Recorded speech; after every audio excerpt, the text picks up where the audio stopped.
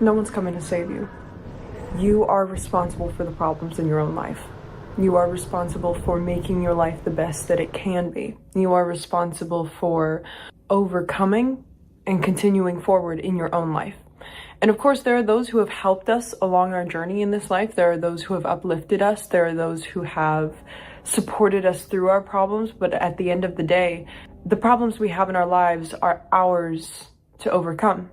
And we can look at this negatively and be like, oh God, I have so much I have to do. I have so much I have to overcome. I have so much I have to get through. To muster up the courage to keep swallowing my courage every single morning in order to carry forward. Or we could look at it like, I've survived 100% of my hardest days so far in my life, and I will continue conquering them, and I will continue going forward. I have been having the strangest time recently. The strangest time in the sense that I wake up every day and I feel like something's wrong. And I can't really describe what exactly is wrong. I just know something's wrong. And not in a way like impending doom, like I think something awful is going to happen today, but more in like a quiet, subtle, something is eating at me and I don't know what it is. The problem with my life is not that I don't know what to do, it's that I'm too scared to do it. That's really my biggest and greatest problem right now. And there's no one around me that can give me the courage to do what I want to do. They can be encouraging, yes. They can cheer me on. But really, truthfully, even if this perspective sounds a little selfish, at the end of the day, I'm the only one that can solve it. I am the only one that can solve the problem within my life. And the problem is that I'm scared. I'm really scared about the steps forward I have to take because I know they're going to change my life. I know that the things that I have to do are going to disrupt my routines. They're going to change my life. They're going to make me uncomfortable. They're going to push me farther than I've ever gone before. And that's terrifying. Simply because there's going to be a lot of change. There's going to be a lot of confusion, a lot of figuring it out, a lot of continuing forward. But you know what you have to do in life? You have to do it scared. You have to do it alone. You have to do it when you are so confused and lost and scared that you do not know what is going to happen next, and then you get up and you keep going. There's not a lot of people standing in your own way except yourself. Anything is fucking possible. Anything. And we limit ourselves to think that only certain things are possible for some people, or others can do it but I can't, or there's this reason why I can't do it, and this reason I can't do it, and this reason I can't do it. Fuck it. Fuck every single reason you have in your head that is keeping you back from the things that you want in this life. If you have a vision, if you have a dream, if you have a goal, then be relentless about that. Be indescribably relentless about that. Do not have that goal out of selfishness. Do not have that goal out of vanity. Do not have that goal out of wounds of self-destruction. Have that goal out of love for yourself, of wanting to see yourself go as far as you possibly can and then keep going. I think I've been scared my whole life. Scared that I was never going to be good enough. Scared that people were never going to love me. Scared that I was going to go my whole life without ever being someone. So you know what I did? I chased goals of vanity. I chased goals of titles. I chased goals of medals. And it didn't make me feel fulfilled, and it didn't make me feel happy, and it didn't make me feel excited. And I had a long sit down with myself because I was reading in my psychology textbook about meditation, and I used to be a huge fan of meditation. And then I went through a very rocky period in my life, and I just stopped doing it entirely. And I was like, hey, I forgot that was even a thing. I forgot meditation was even a thing. So I decided to sit down with myself for just a fucking second. And I was like, what do you want, Bailey? What is it you want when everything in the world falls away? What is it that your heart calls to? And I sat there with that idea. What do I want? Without any outside influence, without any chasing of things, without any fear. What is it that you want deep down in your heart, Bailey? And there was a whole bunch of things that came up. And I'm gonna be quiet on what those things are until I've reached them, because I had a friend one time that said the words, I'm quiet on my goals because it makes them easier to reach. Meaning that the more you talk about your goals, the harder it is to reach them sometimes because everyone has their opinion and or you get distracted by those opinions.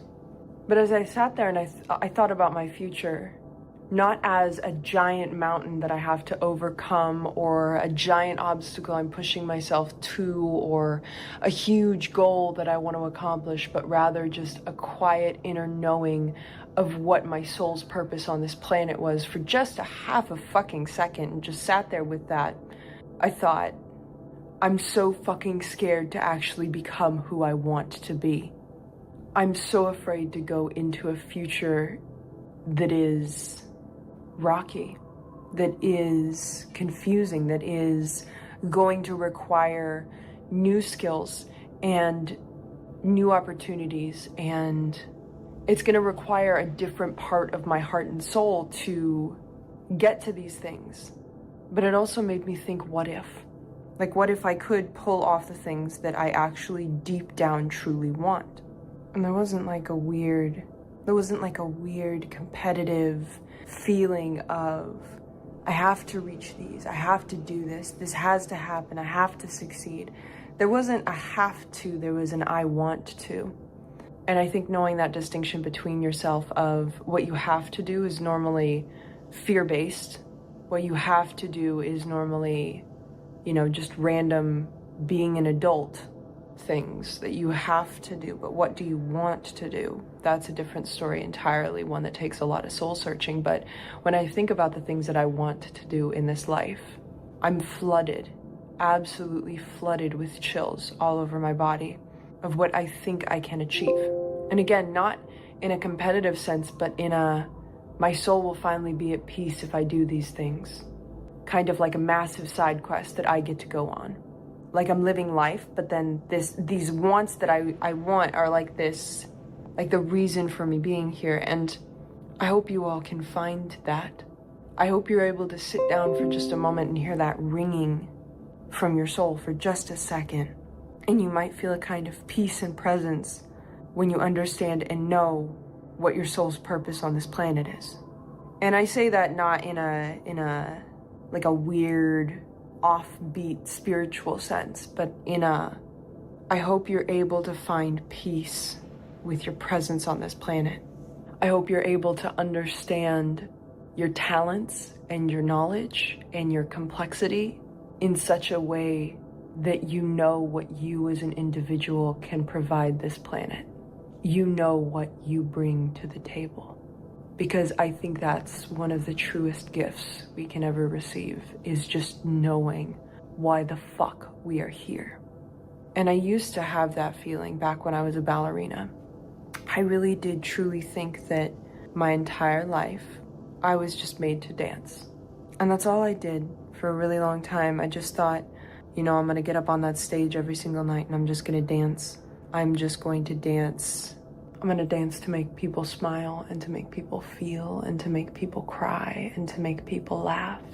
I'm going to dance with all the love in my heart, and that love is somehow going to find its way into the heart of the audience. And I thought, that's what I'm gonna do. Then my heart gave out and my body stopped working the way that I needed it to. And I think there was a piece of me that didn't want to follow my heart anymore. I think there was a piece of me that said, hey, you know what? If I can't do what I love, then I'm just going to be great instead. So I think that's where that idea of I'm going to go and get a PhD and be an ultramarathon runner came from, is the idea that if I cannot be what I want to be, then I will become great. I need to be great. We don't need to be great necessarily. We need to follow what our heart calls to, because that's where we're meant to be, It's kind of like, it's an instinctual thing also. I think your brain, body, heart, soul, mind, they all know what you would be the best at and where you would fit into this world. Almost instinctually, it can kind of sense out where the safest place for you in the universe is. And if you don't follow that and you instead follow a different path, you will become extremely unhappy in the process.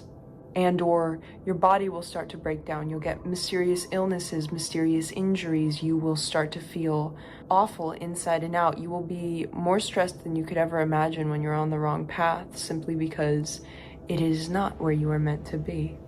But when you do find where you're meant to be, chase that shit with all you fucking have.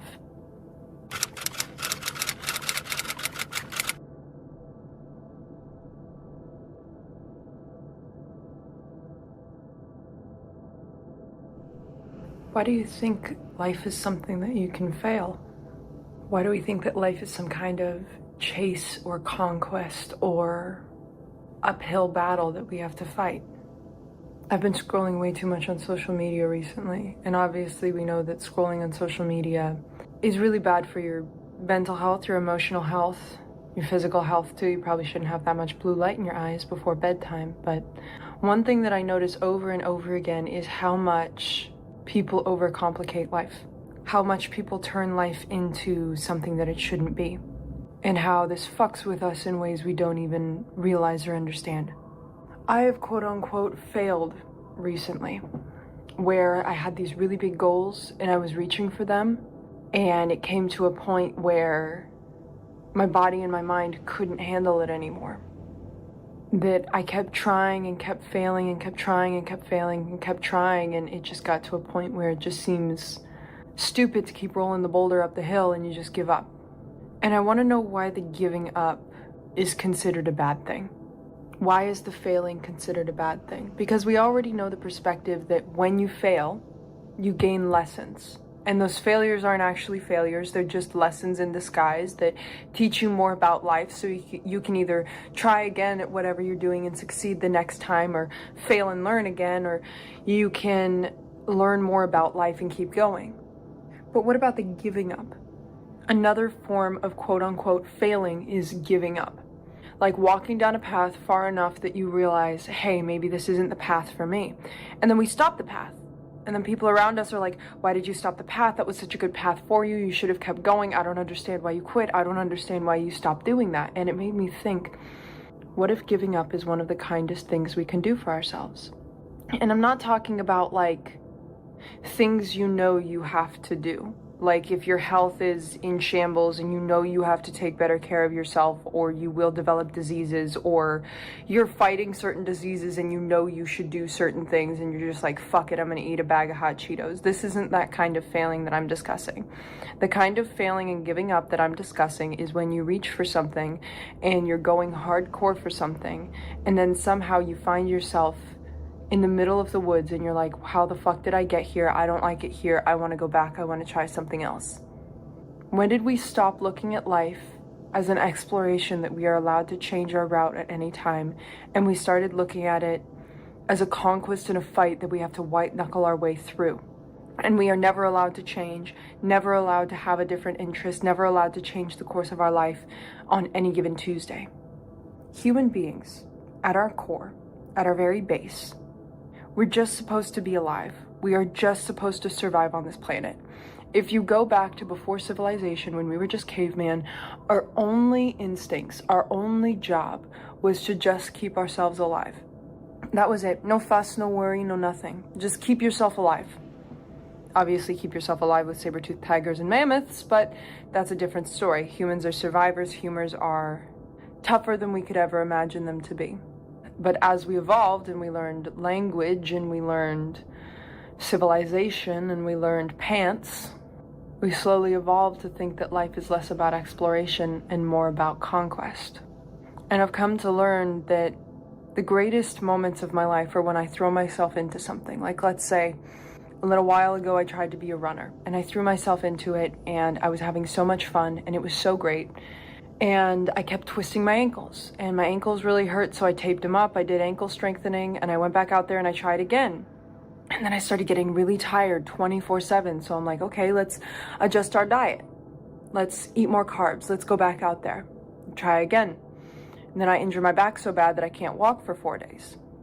Okay, let's take a little bit of a break. Okay, I get bronchitis, can't go out there again. Okay, I get another lung infection, what the fuck? And then slowly, every single time you go out there, your heart starts to hurt and your brain starts to hurt and you get chronic migraines and you get chest pain and your whole body starts to hurt and you're like, maybe I shouldn't be doing this. Maybe I can do this. Maybe I can do this, but should I?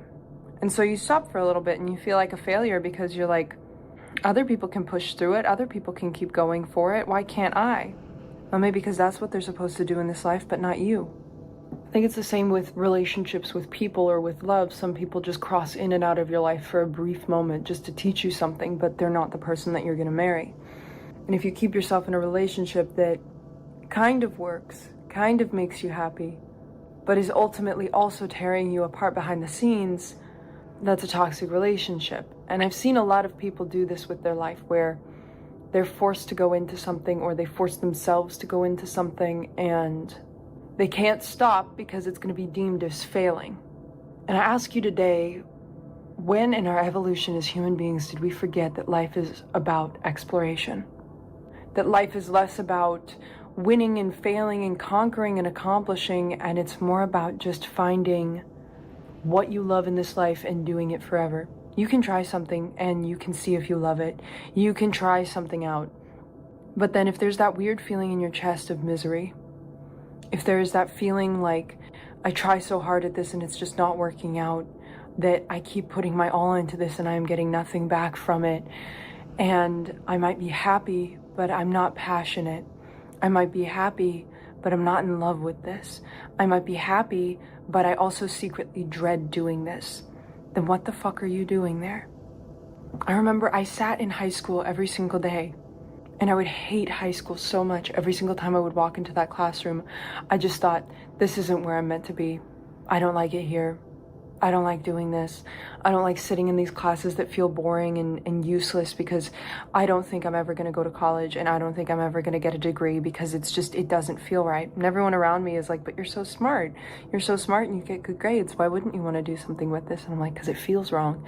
It feels horrible. It feels awful. And I'm like, I don't know what I'm going to do with my life, but it's not this. Then I walk into my first ballet class, and immediately upon walking into my first ballet class, just something in my chest told me, this is what you're going to do with your life. This is who you're going to be. And then flash forward 9 years and I'm in Russia. So miracles come to those who follow their heart is a thing that I've noticed across the years. Those who were very passionate about something, it worked out for them. Those who were passionate went further than anyone else in the room. Because I believe that passion is kind of like an ultimate energy source. That if you have it and you really love what you're doing, it doesn't even feel like work. You don't even get tired doing it. And I remember that feeling, especially with ballet, when it was like everyone else would be exhausted after rehearsal and I would still want to go back into the studio and practice, or I would want to do a workout after class because I just wanted to strengthen my muscles, or I would go home and I would watch ballets on YouTube because I couldn't stop falling in love with it with every single second. And coming back to the relationship analogy, it's kind of like that, where the person that you are going to marry, the person that you are going to be in a relationship with for the rest of your life, you will fall in love with them over and over and over and over again in every single little moment. So why wouldn't you wait to find the thing in life that makes you feel like that? And I understand that there's situational factors that go into it, like maybe your parents want you to have a specific job, or society deems that you do things a certain way, or even you have crazy high standards for yourself and you have to go and do this one thing and you force yourself into a box. And I mean, I'm passionate about being successful. I know that I want to be successful in this life. I know that I want to reach that point in that zenith of I feel stable, I feel happy, I feel like I've done something with my life. But I don't want to become successful through means that make me miserable. I don't want to drop ship. I don't want to scam people into buying things. I don't even want to go to fucking college and get a degree. I remember the day that I graduated high school, I made a promise to myself that I would never, ever force myself to go back into college. I think it was either Gary Vaynerchuk, who said, those who are artistic and creative, being in college will feel like a cage that will only get you in debt and make you feel miserable, or something like that. He was talking about how if you're a highly creative person, you will not like college even if you're smart. That's kind of what I'm feeling right now, because I'm in college right now, and it just feels incredibly miserable. And the worst part is I'm the only one that's forcing me to be there. No one else is forcing me to be here. If I was to drop out literally today, no one would care. No one would care except me. So, but what I'm trying to say is that life is a lot less about achievement and more so finding the thing that makes you passionate and doing it for the rest of your life. Everything you do is like a relationship with another person, and why would you force yourself into toxic relationships with your job? Why would you force yourself into toxic relationships with your hobbies? Why would you force yourself into toxic relationships with the things you do if you wouldn't force yourself into toxic relationships with the people that you're with? What I'm trying to say throughout this entire video is that life is not something that can be failed. Life is just something that can be discovered. Failure isn't necessarily a part of the process. It's just, oh, took a wrong road. You can be apologetic for taking the wrong route. You can be apologetic for hurting people accidentally. You can be apologetic for accidentally wasting away your savings doing something that you didn't love. But I think most of humanity's problem stems from the path and the fact that people aren't doing what they're passionate about. They're doing what seems right. And then when they don't succeed at what seems right, they say that they're a failure, and then they let that eat them up inside, and then they walk around all miserable all the time and they don't know why. It's because you failed at something you didn't even like doing. I guarantee if you were doing the thing that you love, if you were doing the thing that you enjoy, you wouldn't fail at it a day in your life. You're just not where you're meant to be yet. At least that's the way I'm looking at it. Just gotta keep walking, folks. Just gotta keep walking down the path. Have a good day. Love you guys.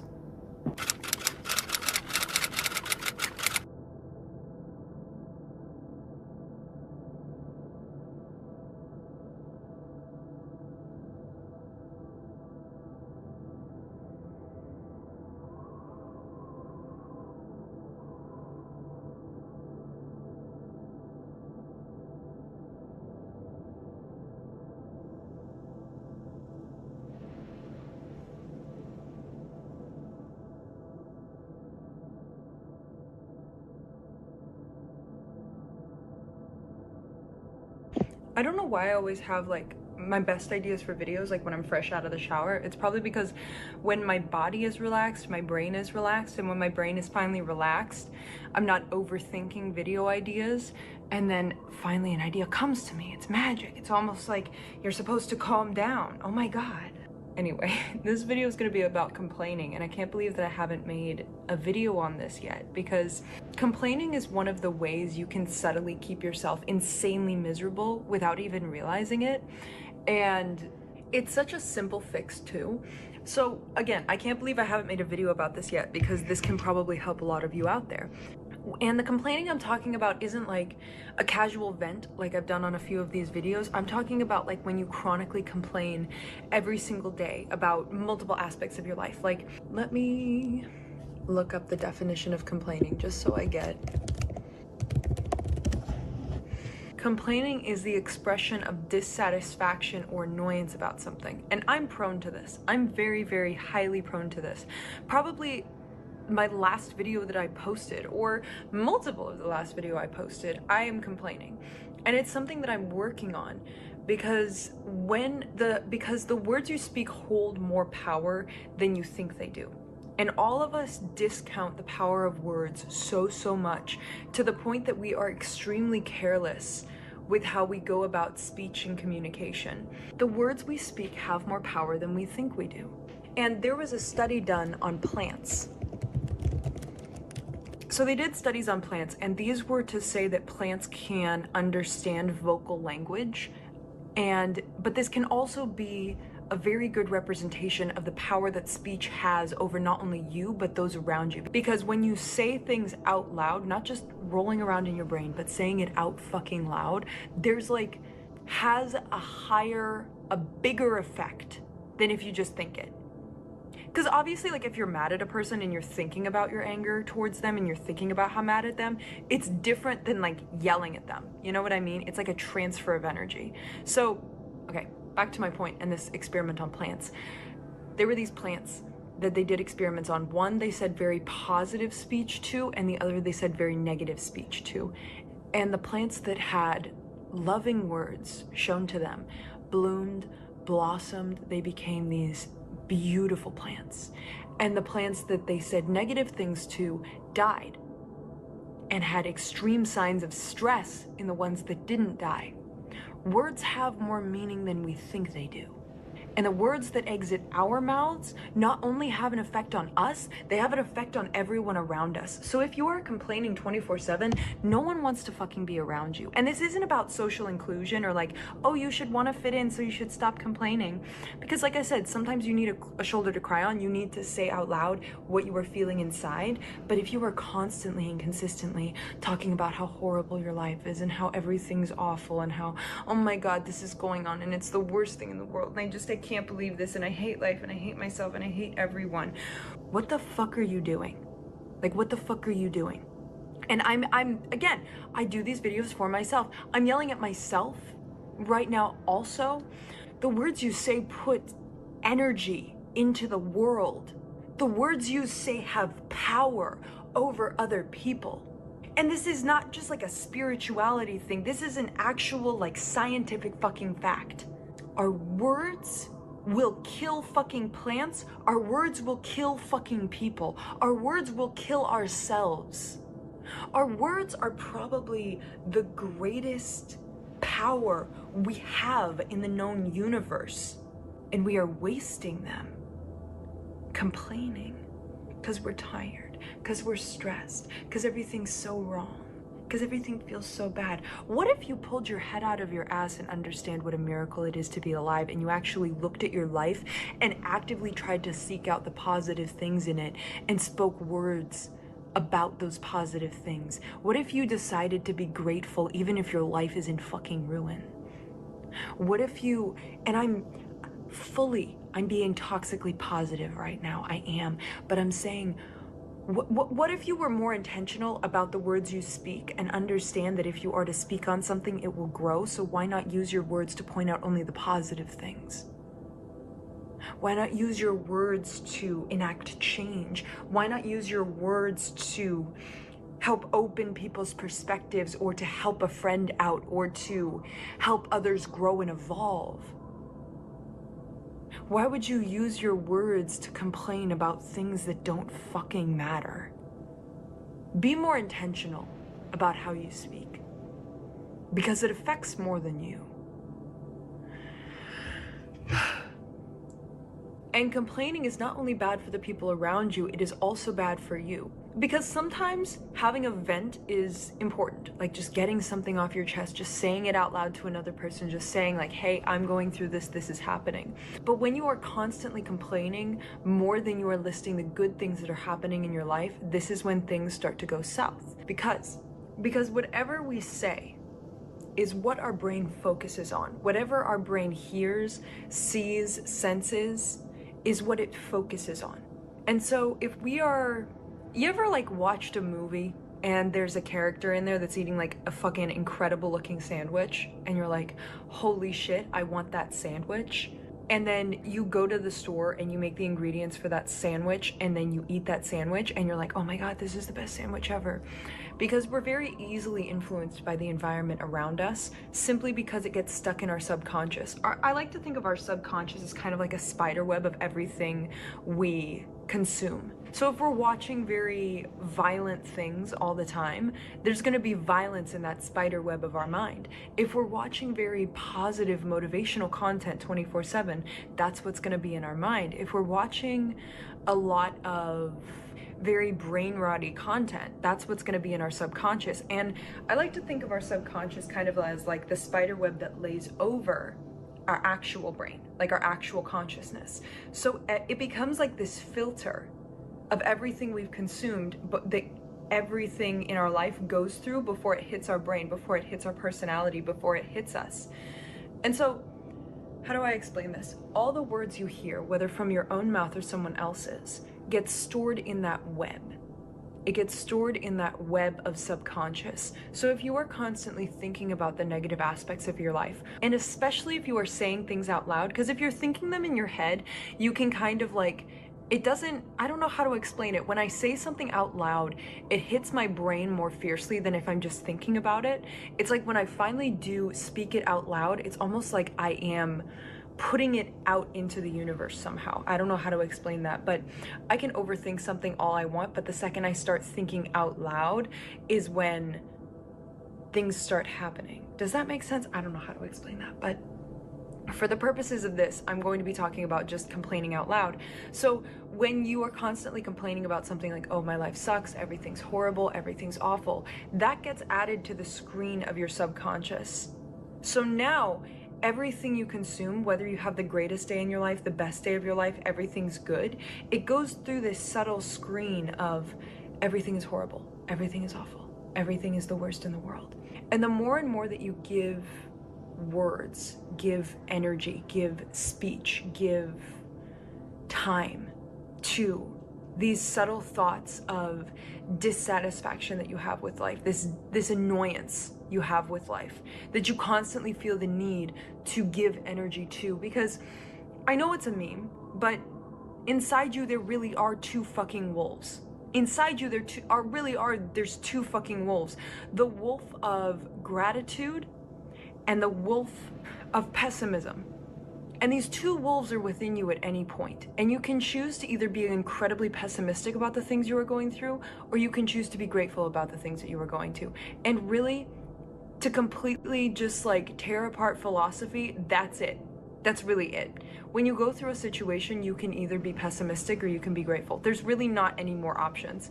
And any other option there is can fall under the umbrella of these two things. Like if you go through an awful situation, you can either choose to look at it as, you know what, everything is falling apart so that it can be rebuilt better. I release this energy and I move on to the next chapter of my life. Everything's going to work out the way that it's going to work out, and I will land on my feet because I can always rely on myself. That's one attitude and mindset you could have. On the other hand, you could say,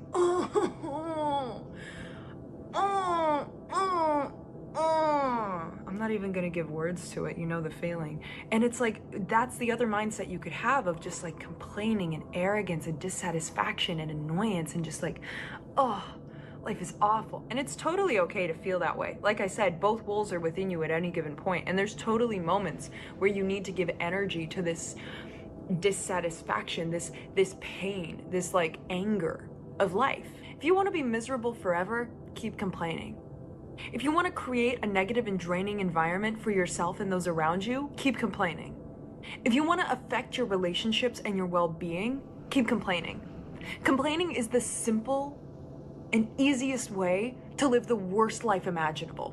When you complain so often, it's because you are trying to find ways to turn yourself into a victim.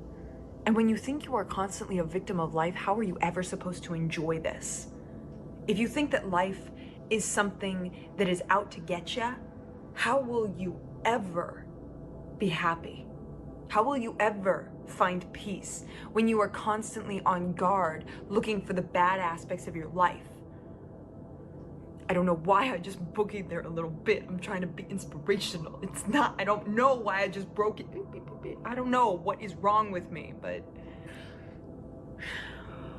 on this edition of Bailey's Embarrassing on the Internet, she does the robot in this one. Wow! Okay. My final point that I'm trying to get across to you, the more you complain, the more you rewire your neurotransmitters to process negative thoughts. It will literally rewire your brain to always complain. The more you complain, the more you will complain. And the way you stop complaining, you literally just fucking stop. Stop. Understand that your constant complaining is what's making your life worse. It's not that your life is bad. It's that you're constantly complaining about it. And also, those who actually have awful lives don't complain because they're in such a deep hole that they don't even have the energy to complain. So if you're someone who's constantly complaining, your life is not actually that bad. You're just finding things that are negative. The people I have met that have been so deep down in that hole of life, even myself, when I was like so deep down in the hole of life, I didn't even have the energy to complain because I was too busy trying to figure it the fuck out. So if you are someone that is sitting there as privileged as you are and as blessed as you are and are still finding ways to fucking complain, then good fucking luck. You're not a person and you can't be helped. And the reason that I'm so passionate about people not complaining is because I used to be a massive complainer. I used to be someone that made me and those around me very, very miserable because of the things that I would say. And it sucked. It sucked for me because I couldn't stop. It sucked for those around me because they felt like they always had to help me. And I never want to be back there. And the way you get out of it is you just stop. You just fucking stop. So stop complaining. Write a list of 10 things that you are grateful for every single morning. And if you can't find 10 things, look a little harder. Stare a little longer. Look a little deeper. Because I promise you, even people who have some of the shittiest lives out there, even people who are in the depths of hell right now and are trying to crawl their way the fuck out, you can still find 10 things that you are grateful for, because the more you focus on something, the more it grows. The more you speak on something, the more it grows. And I promise you that if you just keep focusing on the positive, you focus on the things you can control, you will be able to get out of the pit of hell you are in. And if you aren't in the pits of hell, then what the fuck are you complaining about? You should write 20 things that you're grateful for. If you're a chronic complainer, write a list of 20 things. I dare you. You need to rewire your brain to seek out the positive things. And that's not toxic positivity. That's not forced positivity. It's just simply saying, stop seeking out the bad parts of your life and playing victim, and start taking accountability for how wonderful your life truly is.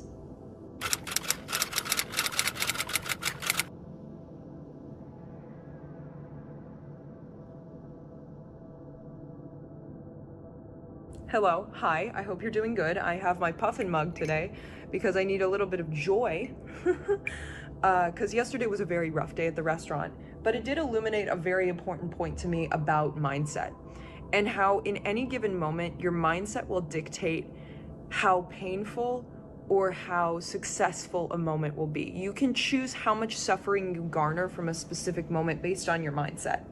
Like, obviously you can't control what life throws at you sometimes, but you can control what goes on in your mind. That's the one thing you can control. And mindset is so much more than just like positive thinking and smiling through the pain, right? It's the difference between self-destruction and self-resurrection in any given moment.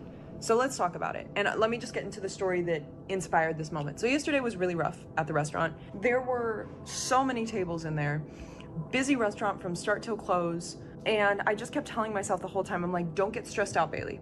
Do not succumb to the chaos around you. This isn't life or death. Just be patient, be calm, be kind, be courteous. Don't let anything get to you too much. Don't cling to anything. At the grand scheme of things, nothing really matters. All of this is okay. That's where my head was at. And then by the end of the shift, 10 minutes before closing, of course, I had one table that was quite literally the worst table I have had in my 2 years of serving. And I was still maintaining a positive attitude, trying to be as positive as I can, as respectful and courteous as I can to these people. But I walk up to the table and there was just immediate hostility, immediately saying that everything was overpriced, immediately saying that there's nothing there that they want. And I was trying to encourage them to pick something that was similar to what they did want, even if we didn't have exactly that. And they had asked for like extra chicken on something. And they were upset that I had said that there was an upcharge with that. They're like, why can't you just chuck it on there? And I'm like, I'm trying to explain to them that like extra stuff costs more. And it was a very frustrating process, probably for them as well. It was just a frustrating process. And the whole time that they're complaining about this, I'm just thinking in my mind, I'm like, this is a mindset. The way you're behaving right now is a mindset. If you've looked at the menu and you've decided everything is overpriced and there's nothing here that you want, you can either adjust your expectations or you can leave the restaurant. And of course I didn't say that. That's rude. You can't say that to a person.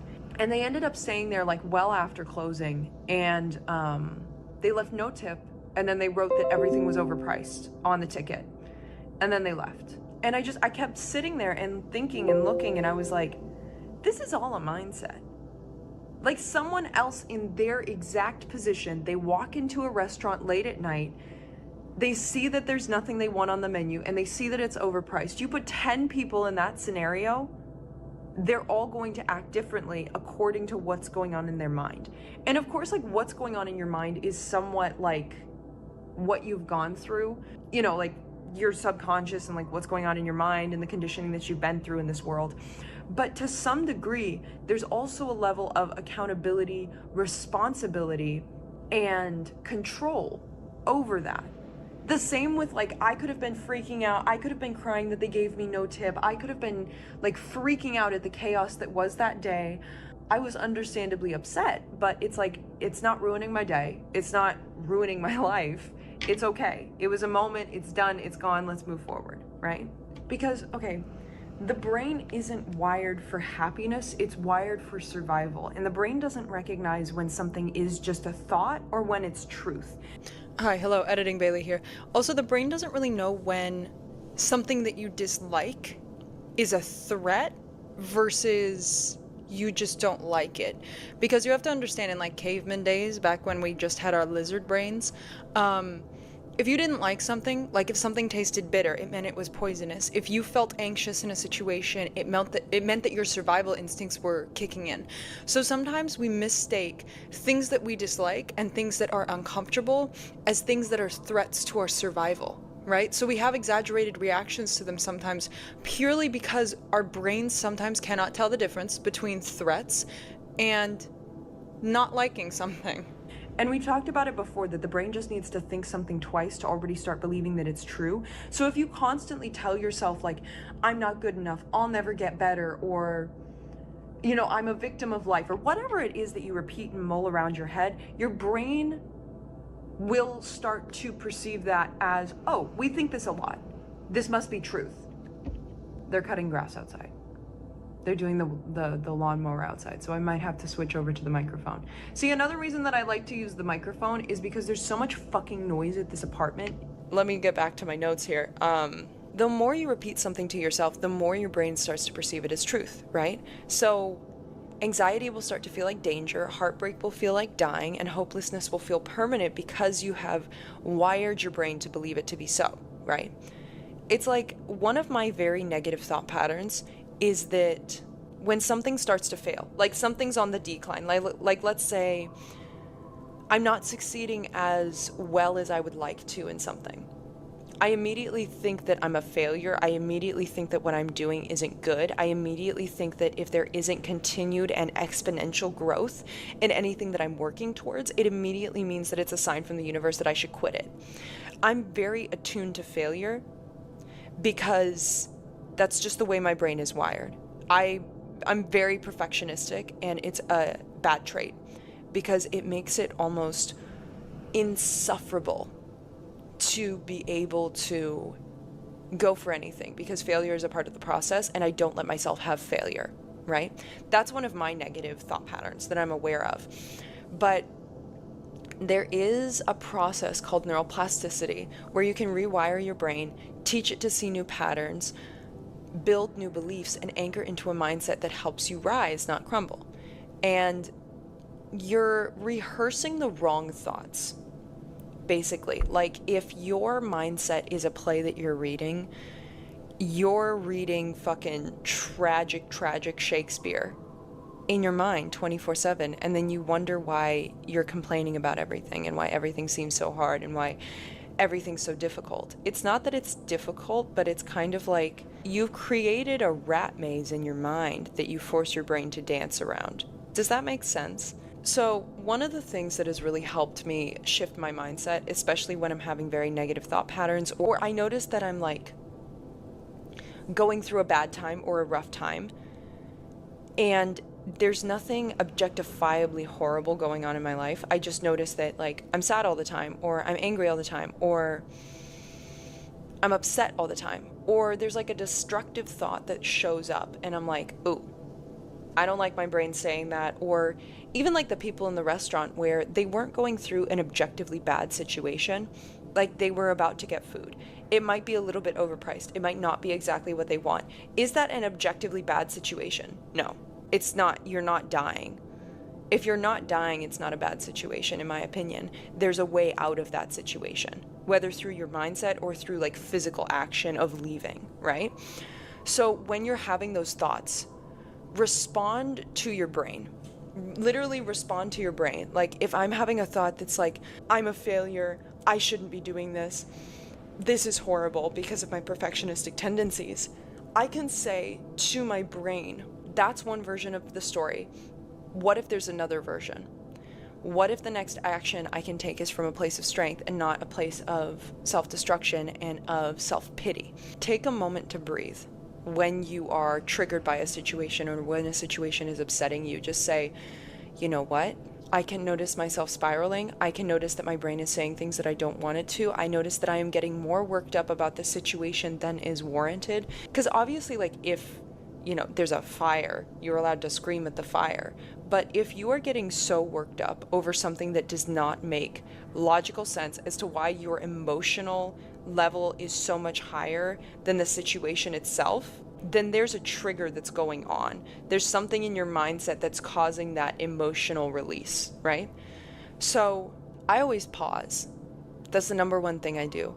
I talk to my brain like it's another person, which I know sounds a little batshit crazy, but we already know that I'm BS. I am batshit crazy. So I'll talk to my brain like it's another person. I'm like, I know you want to call me stupid. I know you want to call me lazy. I know you want to call me a failure. I know you want to get stressed out right now. I know you think that doing this thing that I'm telling you to do, like run a couple miles or do something for YouTube or write for my book, feels like the hardest thing in the world and it feels insurmountably difficult.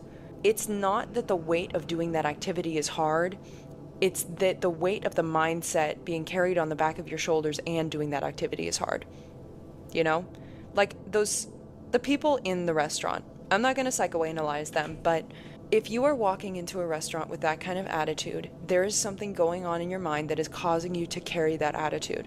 I don't know what that is. I don't know whether it's you had a bad childhood. I don't know if it's you've had a bad day. I don't know if someone just died in your family. You know? I don't know what is going on in your head to allow you to behave that way. That's a you problem. You know why you're behaving that way. You know what's going on in your head that's allowing you to behave that way. I don't know. But there's something going on in your mind that is causing you to act the way you do. You know, it's like, I bring him up every single time because I think he's a very good example. David Goggins. If we could hear what is going on in his mind like we do sometimes in interviews, we'll know that the words that he's feeding to himself are very strict, very disciplined, very motivational. The same way that every other person who is like him, who is an endurance athlete, someone who's highly motivated and who works really, really hard, has a similar script running through their head. Same thing with billionaires. Like every single person that has a lot of money has a very similar script running through their head. The same way that like every single ballerina I've ever met, they think the same things, especially if they're at a very high level.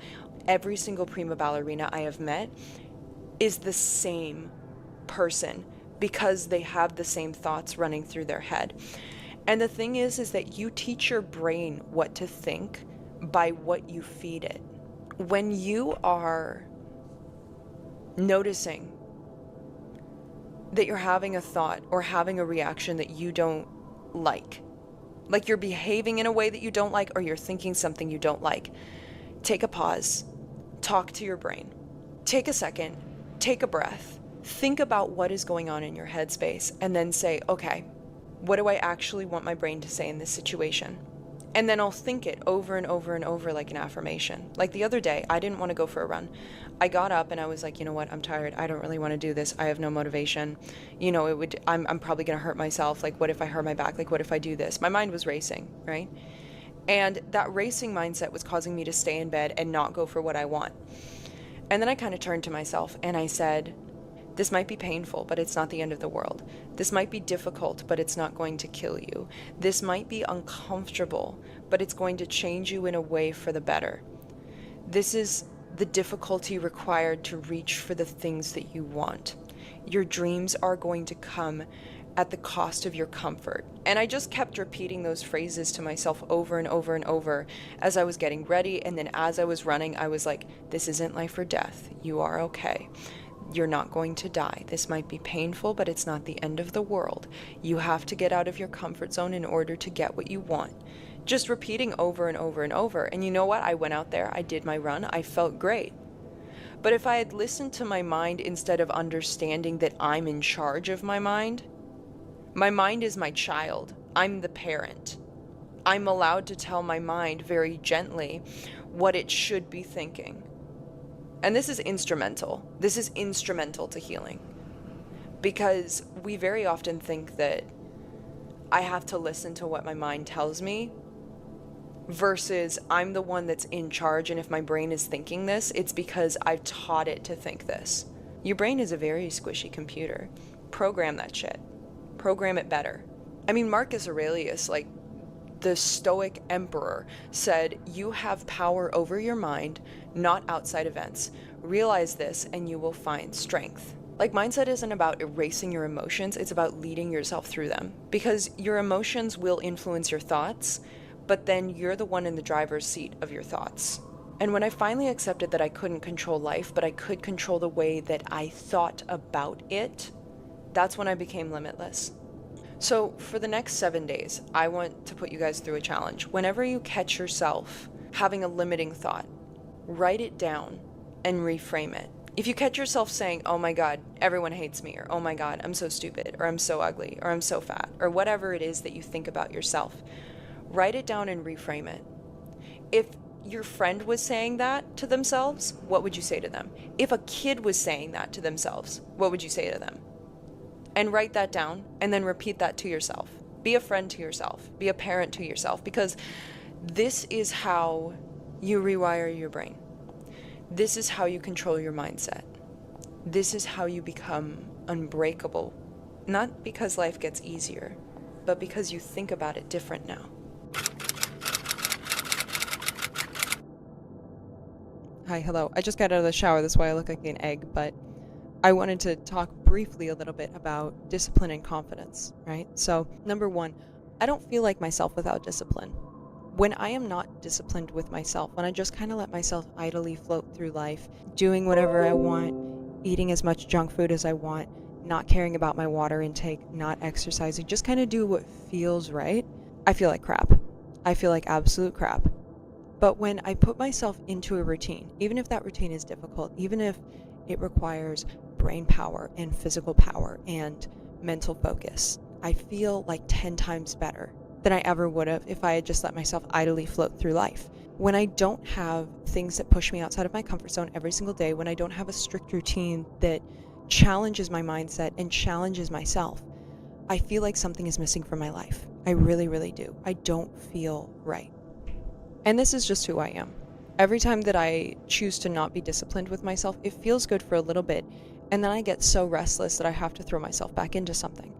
And I truly believe that discipline breeds confidence. Discipline is the highest form of confidence that we have, simply because I think discipline proves to yourself that you are limitless.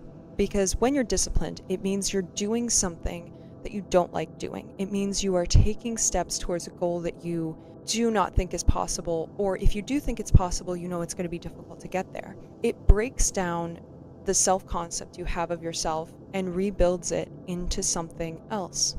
Okay, let's take me in ballet for a moment and just talk about that journey for a second. Back when I was a ballerina, when I went to my first ballet classes, it was just an after-school activity.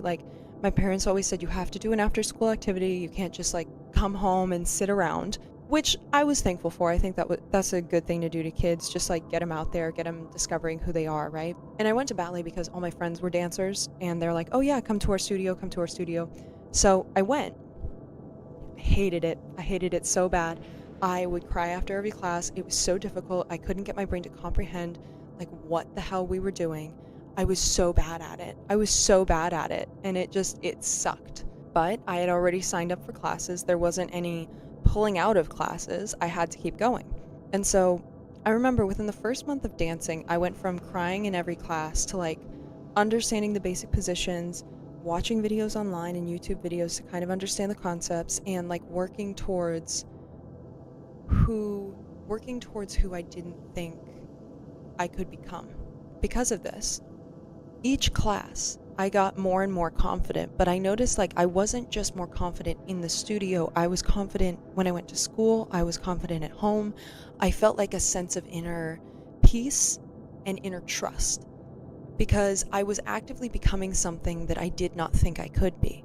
I was actively getting better at something that was incredibly difficult for me. I was actively becoming something that I never in my mind imagined that I could become. And I think that is true confidence. Because, okay, self-concept, let me look up the actual definition of the word self-concept for people that don't know. In psychology, the self-concept is an idea of the self constructed from the belief one holds about oneself and the responses of others. So basically, all of us have an idea of who we are in our head. We do.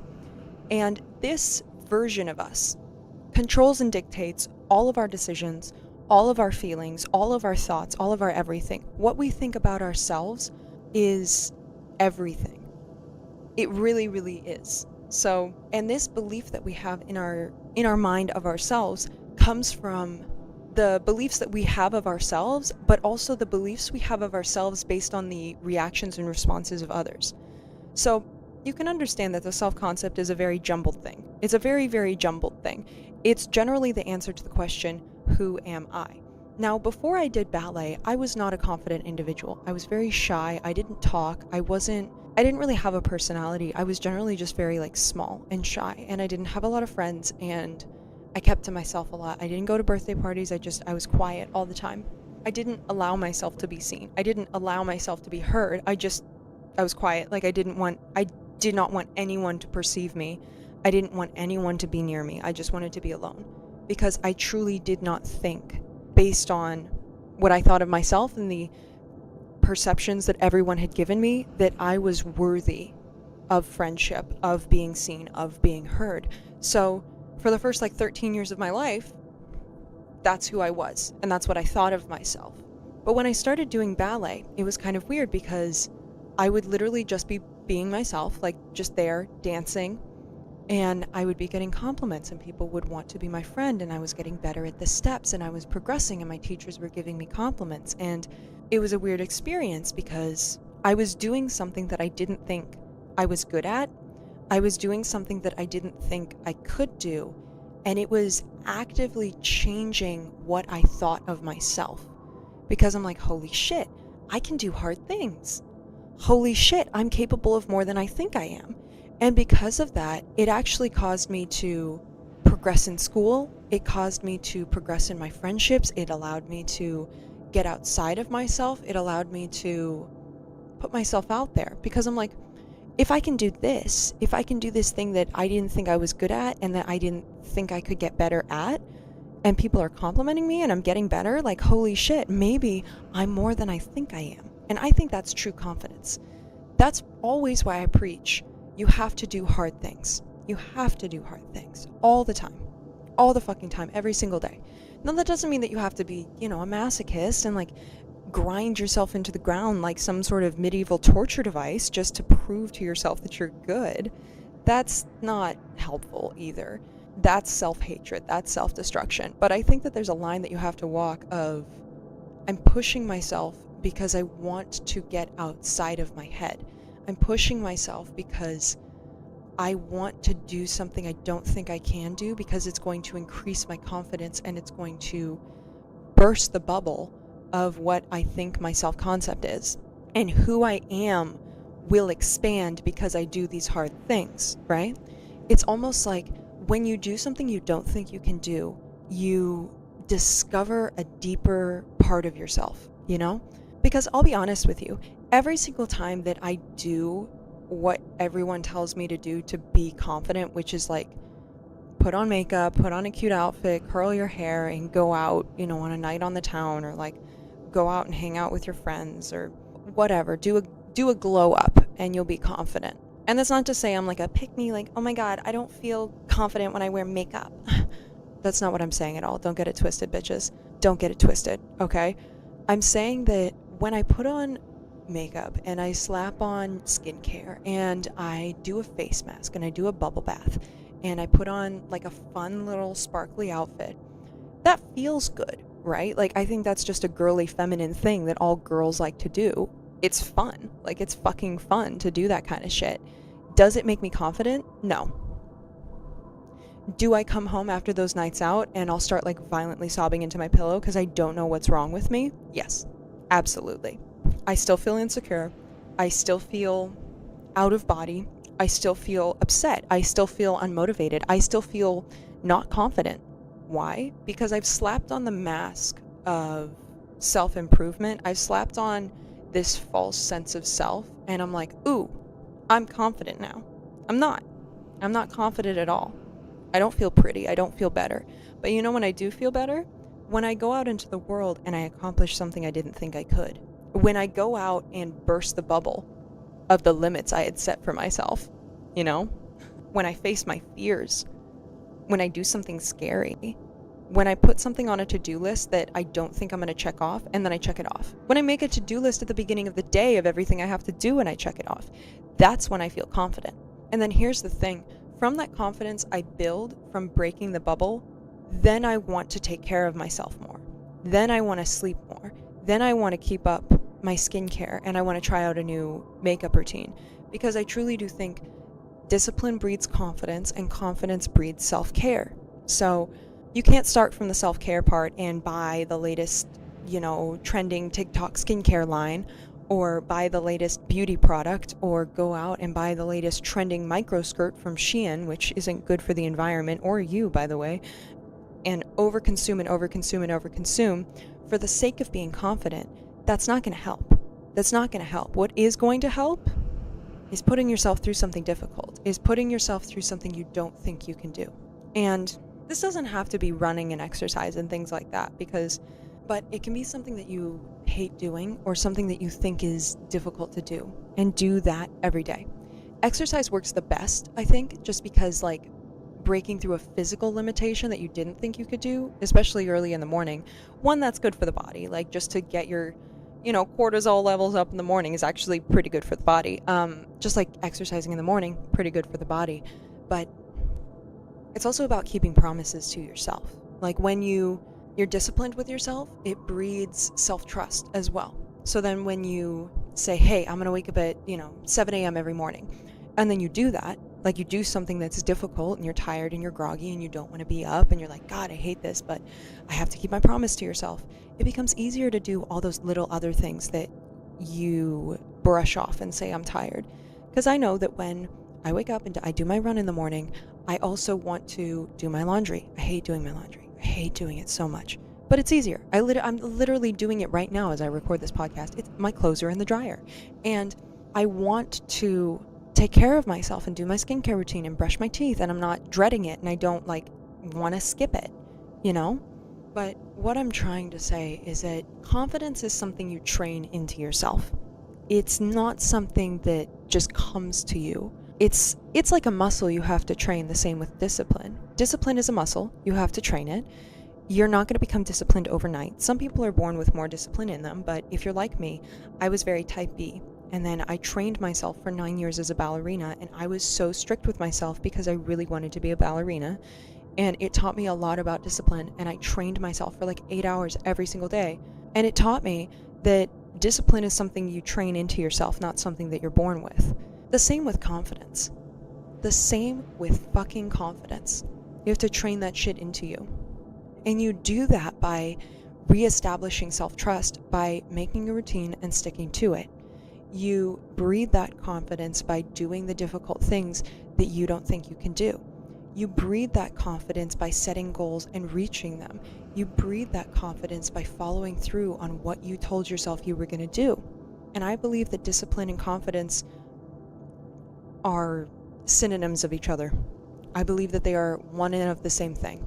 So if you know that you are a very disciplined individual and you're waking up and you're getting your shit done and you're being kind to others and you're waking up every day and you're getting your shit done and you are doing all the things that you didn't think was possible and you are being humble with yourself and you are getting your mindset in check and you are doing all these things then when other people turn to you and they're like, oh, you're lazy, oh, you're stupid, oh, you're ugly, it won't hit you as much and it won't get ingrained into your subconscious because you're like, no, I'm not. I know what I'm doing. I know what I am doing on a day-to-day basis. I know that I am doing things that someone like you, who is calling me lazy, who is calling me stupid, who is calling me ugly, would never do. I know I have my life in check. I know that I am doing everything possible to make me the best human being I can be. Or else you're going to walk out into the world and they're going to tell you that you're stupid and ugly and lazy, and you're going to believe them. And it's going to get stuck in your subconscious, and then it's going to breed fear, and it's going to breed anger, and it's going to breed sadness in you. Versus if you're disciplined with yourself every single day and you do maybe not the utmost, because I don't believe in, self-martyrdom and self-destruction, but if you're doing everything in your power to make yourself the best human being you can be, then no one can tell you shit. No one can. Obviously be humble, people. Like, don't go out and be like, I'm the best human being to ever exist and everyone should bow down to me. Blah, blah, blah. Don't do that. Don't be a dick. Being a dick isn't being your best self, Like, being humble is a part of self-improvement, just so you know. But if you know that you are trying to be your highest self, trying to be the best version of you can be through being disciplined with yourself, through doing everything you know that you can do to do that, it's very difficult for others to shake you because you have a rap sheet of everything you have done to make yourself into your best self. No one can tell you anything at that point. So I think that's true confidence, not getting shaken by others when they tell you that you're stupid and lazy. I think that's true confidence, not getting shaken by the words that others say. I think that's true confidence, and that doesn't come from a glow up or a skincare routine. That comes from doing hard fucking shit.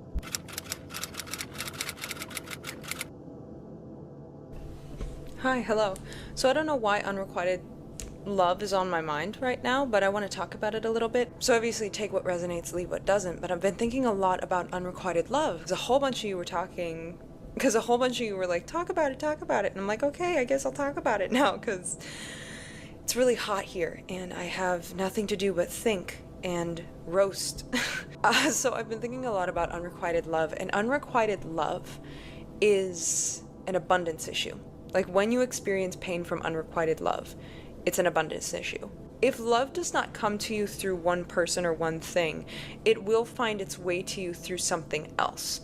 Like, everything on this planet is just channeling love into the planet. It's channeling things into the planet. And if you are not receiving love from something, it's because that thing is not meant to love you. And you'll probably see 10 years in the future like, oh my God, I'm so glad that didn't happen with that person, or I'm so glad I didn't get that career, or I'm so glad that this didn't happen, because I can see the hindsight now. I can see why, Allah, God, Steve put me on this path. I can see why things didn't work out. It's the same with people. I think that sometimes we really want things to work out with a person. And of course, when I discuss unrequited love, I'm not just referring to people who you love, but they do not love you back. But I'm talking about like careers that you want to do and things you want to do in life, but they don't love you back, or you can't seem to find a groove or get any success in a thing, even though you're pushing as hard as you can. It's an abundance issue because you think that that's as good as you are going to get. You think that that person is the end all to be all, and you could never ever find someone who is that good and that great and loves you back. You think that that's the most that the universe has to offer. The world is limitless. The world is infinite, where anything can happen. I gotta tell you, anything can happen on this planet. If we sat down every member of humanity, all 8 billion of us, I think it is right now, it's a crazy number, and we all told our individualized story, I guarantee you every single thing that each of us think could happen has happened with another person. So if the possibility of it existing once means it could exist again within our lives, right? So when I say that it's an abundance issue, having unrequited love and not being able to let go of the love of that person is because there's this idea in your head that that's the best you can get. There's this idea that that was it. That was my soulmate. That was my dream job. That was what I wanted to do. That was where I wanted to be. I was in love with that place, with that thing, with that person. And if I can't have that, I don't want anything else because that was just it for me. I've been there. I've totally been there, where I'm like a bee and I'm sitting on a plastic flower and everyone around me is like, Bailey, that's a plastic flower. There's no pollen there. You gotta leave. And I'm like, no, you don't understand. I know there's no pollen here. I know there's no possibility of this. Like, obsessed to get it. That's not how it's supposed to feel. You're supposed to be loved back, even by your job, even by your environment, even by the hobbies and the things that you do. There is an act of reciprocation. And the very essence of the word unreciprocated love means that it wasn't love in the first place. Everything I have loved 110%. that I threw myself into that I didn't care if I received anything back. Careers, activities, cities, people. It was great at first because I loved the opportunity that I got the fish in the sea that was mine, that I knew that I wanted, and I was able to engage with it. And then I burnt out. And then my heart got cold and bitter because I got what I wanted, but I couldn't keep it. And the thing is that I told myself, I'm like, there is no other fish in the sea. There's nothing I'm ever gonna feel this way towards. And then sure enough, a little fish came swimming along. And then I was like, oh, how did I ever think that those things I loved in the past were what was right for me? And I think we often romanticize the idea of loving someone else, loving something else, but we never romanticize being loved ourselves. We never romanticize the sweet relaxation that comes with the recognition that you are finally going to be taken care of for being yourself. Like I've met people that, friendship or otherwise, look at me like I'm the fucking sun. They love me just for my presence in the room. They love me for just the things that I say. And before, I would look at others like they were the sun. And they would look back at me with emptiness in their eyes. And that's not the way it's supposed to fucking be. You have found something you loved that teaches you something about yourself, that teaches yourself about what you are attracted to, what you want to do with your career, where you want to go in life. Loving something teaches you about yourself. That's what's so beautiful about it. If someone else is not loving you, it means they're not learning anything from you. There's nothing interesting they find about you. There's nothing they want to pursue with you. They're not fascinated by you. There's nothing there. Love is reciprocation. And if it's not reciprocated, it's not love. You know when you're loved, but you just don't know how to accept it. And you know that you're not being loved right now, but you're accepting it. There are other fish in the sea. And I know that's stereotypical to say in a video about unrequited love, but there are. Everyone I've known who's ever gone through a horrible relationship or a horrible career, or they lived in a city that they thought was their dream city and then it ate them alive. They moved on and they found better and they're like, ugh, I can't even believe that I used to be in that relationship with that person. I can't even believe I used to live there. I can't even believe I used to tolerate that and call it everything. You've created a false ceiling in your mind that they're the only thing. It is the only thing. In an infinite universe, you think that's the only person or the only thing that will ever give you that feeling? Try again. Because I thought, when I was a ballerina, I was like, this is all I want to do in the entirety of the world. I never want to go anywhere else. I never want to ever have to read a textbook. I never want to have to work in a restaurant. I never want to have to do anything else. I just want to dance. That's all I want to do. And of course, there's grief there. Whenever you lose something that you love, you're grieving something that is still alive, but you can no longer think of as living because it's not living in your life anymore. And to grieve is the healthiest way to let go. But I look back at those years of my life and I was like, why did I slave away and obsess so deeply?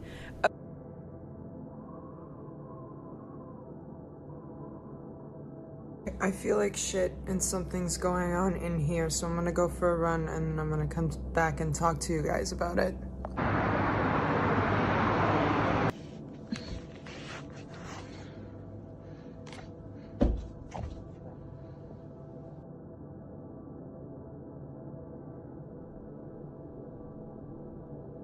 Hi.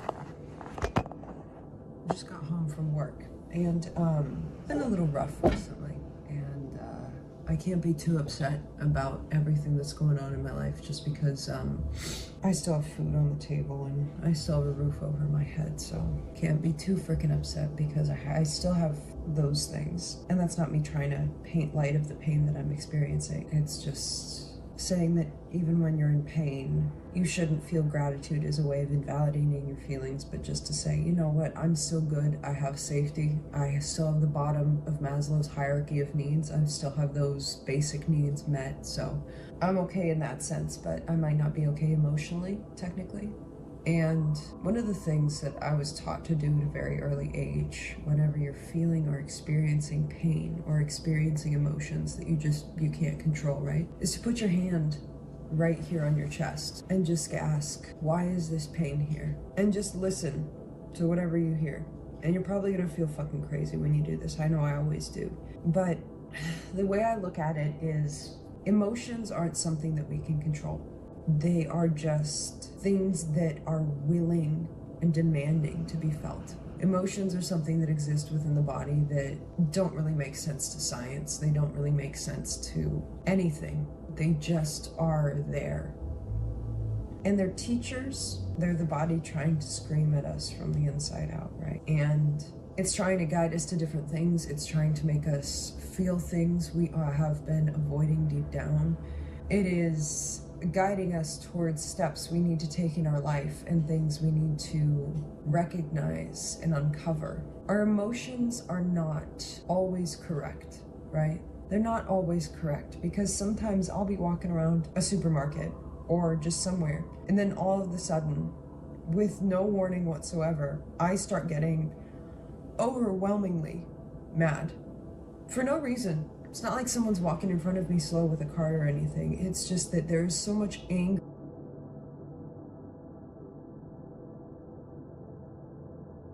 Hello, my honey bunches of oats. I wanted to talk about the concept of receiving negative energy from other people and how to not have it affect you, because this is something that I used to struggle with a lot in the past, where the second someone else would say a negative comment about me, or the second that someone else would try to bring me down and call me names or make fun of who I am and what I'm doing, it would quite literally destroy me. I didn't know how to mentally cope with criticism from other people. And it was something that I struggled with a lot because I was very afraid to put myself out into the world or try new things, because it might come with the territory of being unnecessarily judged and unnecessarily criticized. I wanted to talk about that today and how I made that switch in my mindset to be able to handle criticism. I mean, I come from a ballet environment, so I used to get criticism daily, and I didn't really mind getting criticism on ballet, like of my teachers telling me, oh my god, your foot is sickled, or oh my god, your hand looks like it was, you know, run through a meat grinder, you're moving so slow, I might as well call you a tortoise. All the little like weird comments that ballet teachers make, those don't really bother me, because I knew that it was solely about my dancing and not about my character, like who I am. It's when people begin to attack and criticize like who I am as a person and twist what they think that my intentions are, or twist who they think I am at my core, that gets me. Like when people attack my character, that's when I feel incredibly defensive and I feel incredibly heartbroken. And that doesn't really affect me as much anymore. So let's talk about it. One of the first points I want to make is that the things people say are about themselves, not you. And you might have heard this already. Hi, baby boy. Hi. I don't think that people have seen you in a moment. Have we been seeing a lot of Sharoni boy? He's still here. He's just like on the floor for most of my videos. Hi, baby boy. Do you want to sit right there? Do you want me to move my stuff? I can move my stuff for you. Back to my point. So the things people say are about themselves, not you. This is a really good analogy that I heard that kind of illustrates this point really well. When you squeeze an orange, what is going to come out of it? When you squeeze an orange juice is going to come out of it. When you squeeze a lemon, what's going to come out of it?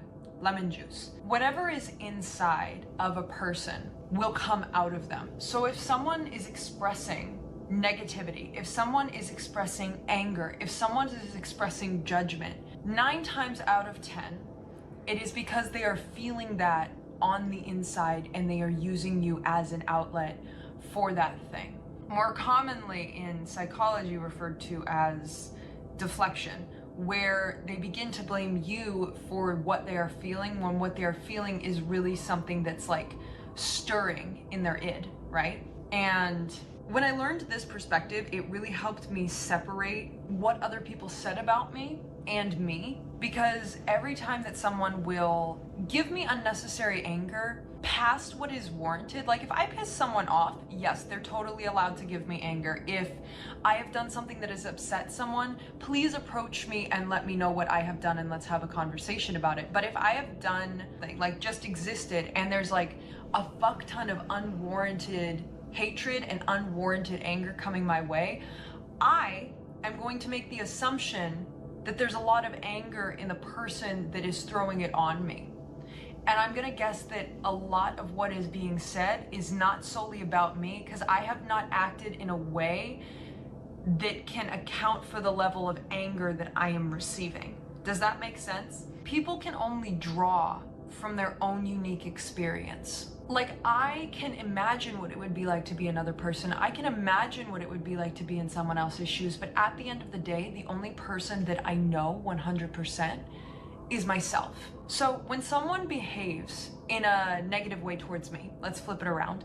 If someone behaves in a negative way towards me, I always give them benefit of the doubt. I always use the innocent until proven guilty standpoint of it, where if someone is mean to me or someone is nasty to me, I always assume that they're going through something or something is going on with them, because I always try to approach every situation in life with empathy, because I truly am not in their shoes. I truly do not know what they are going through. I will never know what they are going through, especially if they're going through something that they haven't talked to me about, or if we're not close enough for them to share the details of what they are going through.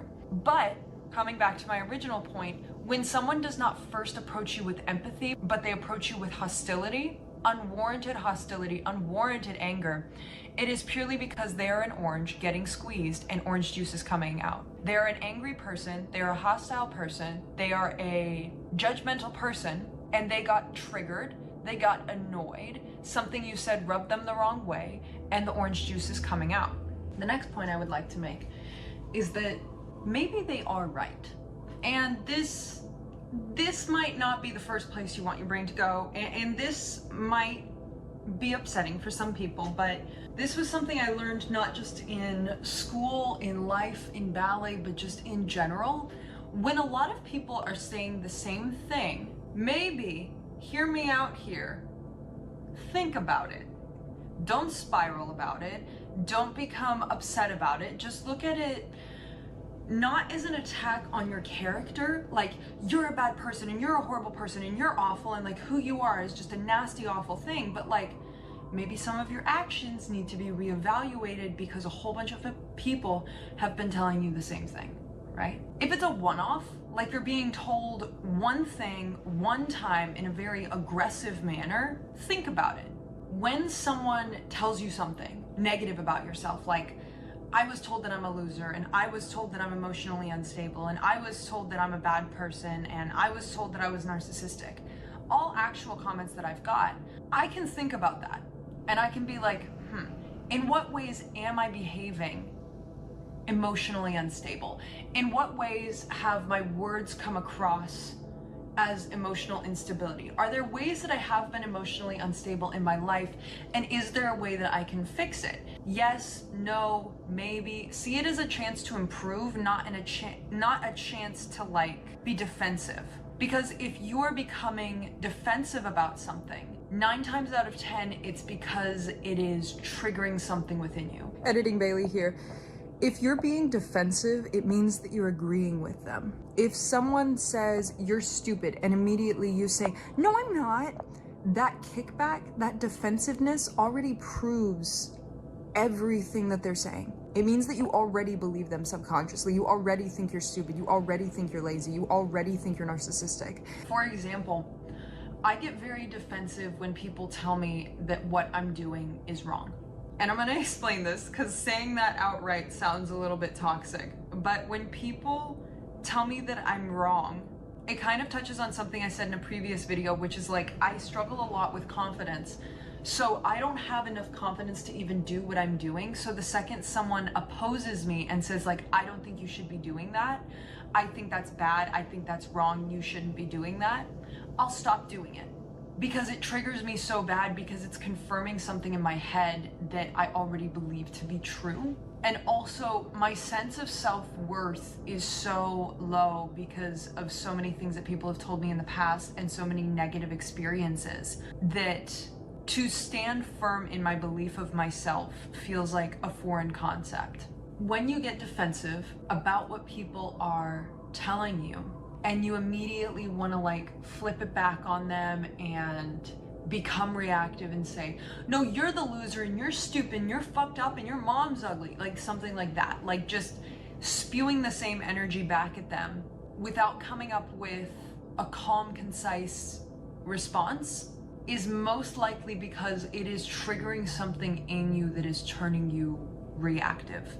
Because the best thing you can do about any situation in which someone is throwing something at you is respond in a reactive way. Hi, Editing Bailey. The reason I say that the worst thing that you can do is be reactive, because if an unreasonable person has already decided that you're the problem and then you turn reactive, they will use that as evidence against you. So you kind of have to be the bigger person. If someone is throwing unwanted anger at you and trying to turn you into a bad person, don't turn reactive, because they will use that as evidence as to why you're a bad person. If someone is already unreasonable enough to choose immaturity over empathy, they will be immature enough to see reaction as violence versus a natural reaction to someone pushing you too far. I knew this from being around a lot of narcissists, like clinically diagnosed individuals, not just me throwing around that term like it's, you know, confetti at a party. Actually clinically diagnosed, like sociopaths and narcissists. And one thing that I researched and learned about is that 9 times out of 10, people who throw hatred your direction, especially narcissists, are just looking for a reaction. Narcissists will leave you alone if they find that they can no longer get a reaction out of you. If you cannot be a source of energy for them and reaction for them, they will leave you alone. To that point, if you haven't behaved in a way that is warranting the anger that you're receiving, throw it out. Like literally just take that comment, throw it in the trash file. Like it doesn't hold any merit over your life. And then the final point I want to make is that if this person doesn't know you, they're not allowed to judge your character and it be correct. The people who are closest to me in my life, they know my story, they know my intentions, they know why I do everything I do. And when someone in my inner circle is telling me that I'm fucking around and finding out that I need to stop doing the shit that I'm doing and I need to calm down, shift my focus, I'm overthinking, whatever, I will trust like those 5 people in my inner circle, because they know when I'm swaying off track. They know when I'm bullshitting myself. They know when I'm doing something that I shouldn't be. Right? And I will trust them with my life. But if anyone outside of my inner circle is telling me that I'm a bad person, telling me that I need to stop doing what I'm doing, telling me that I'm a loser and I'm awful and I'm horrible, I'll listen, absolutely, and I'll reevaluate and take with everything you're saying with a grain of salt, but I won't listen to it outright. And I won't absorb it into my mind or my psyche, and I probably won't listen to you, because you do not know me well enough to judge me. The same way that like, all of you people that are watching this, unless you're like the people in my inner circle, I don't know you well enough to judge you. I don't know you well enough to know that all the comments you're gonna be making, why you're making them, what part of this video rubbed you wrong, what triggered you, what's going on within you. So it's like, I literally cannot judge you from where you're standing. I do not know what your shoes feel like. I've never walked a mile in them, nor will I ever. I can empathize with you, but I do not know you. And it comes back to what I was saying before, like I have to give people the benefit of the doubt because I don't know enough information about you to judge you. I don't know. And I wish more people carried that mindset of like, I don't know enough about you to judge you, but I don't know. This is just my 2 cents on the whole topic of like, how do you not let comments and how do you not let like hatred or bullying hit you? Because words can be incredibly harsh, but words are only harsh if we let them hold power over us. And words are only harsh if they trigger something that we're already thinking, or if they serve as evidence for self-hatred that we're already feeling. And if we switch around our mindset and we say, this person is acting from their own hate, I'll listen to the words that they say and I'm taking them with a grain of salt. If I have acted in a way that is in alignment with the words they're saying, then I will change my actions. But then and only then, if they're just spewing bullshit, but I haven't acted in a way that's warranted for this, I will not be changing my actions. And also, they don't know me well enough to be giving me this kind of energy because they're not in my inner circle. They do not know me. And then also, an additional point that's spinning in my mind as I speak is, all information can be presented gently. If I have a problem with someone, if someone is pissing me off, if someone has acted in a way that is hurting me, there is a way that I can present that information and have that conversation that doesn't involve screaming and yelling and calling them a loser and calling them horrible and awful and attacking their sense of character. There is a way that I can gently go about presenting my point of view and how I'm feeling and how I'm viewing the situation without painting them in a morally bad light or purposefully hurting their feelings or putting them down. The same way that like the people in my inner circle, I keep them in my inner circle also because they don't present the problems they have with me in a negative manner. They come to me maturely, they come to me poised, they come to me with how they are feeling, and we have a conversation about it that is mature and respectful, and we move past the problem and everything's good on the other end. If someone is coming to you and they are presenting the information by yelling and screaming and attacking you and bullying you and putting you down instead of calm, polite, and mature, it means they're not trying to help you improve, they're just trying to hurt you. Because true communication will always be respectful, in my opinion. Anyway, that's how I'm feeling about that topic. Because I have a feeling that some of you might struggle with letting negative words hit you a little bit too harshly like I used to. And it's really hard to move past negative words which have been said, and you get stuck in those moments of like, oh my God, they called me this, or they said this, or like, I'm just an awful human being. And I'm here to tell you that that's not true. Shift your perspective. And yeah, that's all I have to say about that. Have a good day, folks.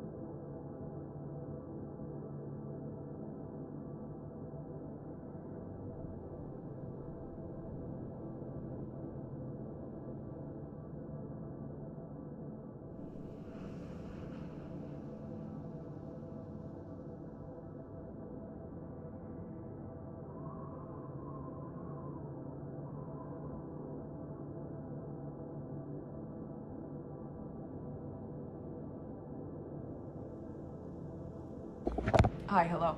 I just had a very important conversation with someone that I can't believe that I've never shared this information with you guys. So, you know how sometimes you get like intensely attracted to a person? Like you see someone and you're just like, oh my God, they're the person for me. Like, I don't know why I feel so attracted to them. Like, they're the best person in the world ever. And then they destroy you emotionally to the point that you do not think you are coming back, right? And that keeps happening like over and over, or you keep getting rejected by this person that you were so intensely attracted to. There's a reason for this. So it's because you're addicted to stress, accidentally. And let me explain this. So I'm very bad with love, and I get intense attractions towards very emotionally unavailable people. In the past, the only people that I've had crushes on are either, no, that's not on the table for me. It would be irresponsible of me to be in a relationship right now. It would be irresponsible because I do not have the time or emotional space to hold someone else right now. But when I do want a relationship, that's when I will go out and seek one, correct? You have to want to be there. And I believe that if you have these three things in any two people, they can fall in love. So everyone likes to have a crush on a person and fall in love with a person and, oh my God, this person is the best person in the world and there's never gonna be anyone like them and I need to marry this person and this has to happen. That is not love, that is not care, that is not a relationship, that is your nervous system getting triggered. You're in fight or flight. You're not in love with a stranger that you don't even know what their favorite color is. Sorry to call you out like that, but honestly, you need to be fucking called out. You can't fall in love with a person unless you know them. Unless you have the want to be in a relationship, communication, and a similar vision for the future, you can't say that that person is everything for you. Unless you have those three things, they're just a stranger, technically. Or a friend, technically. And we like to think, oh my God, there's only that person and there's no one else in the world. That's also a narrow drive and a narrow mindset that constantly will trigger your nervous system as well. That will constantly keep you in stress if you keep telling yourself, that's the only person for me. If I don't fall in love with that person, you know, that is bad for you. That's a bad thought. It's like telling yourself, I'm only allowed to eat strawberries. Strawberries are my favorite food in the world, and I can only eat them for every single meal, breakfast, lunch, and dinner, and this is what I have to do because I love them so much. There's other food in the world. There's other fish in the sea, bitch. Like, that's not the only person. You can fall in love with anyone as long as those three things are present. There is nothing that person has that another person will give you, except for like, you know, consistency, love, non-rejection, like acceptance, healthy love.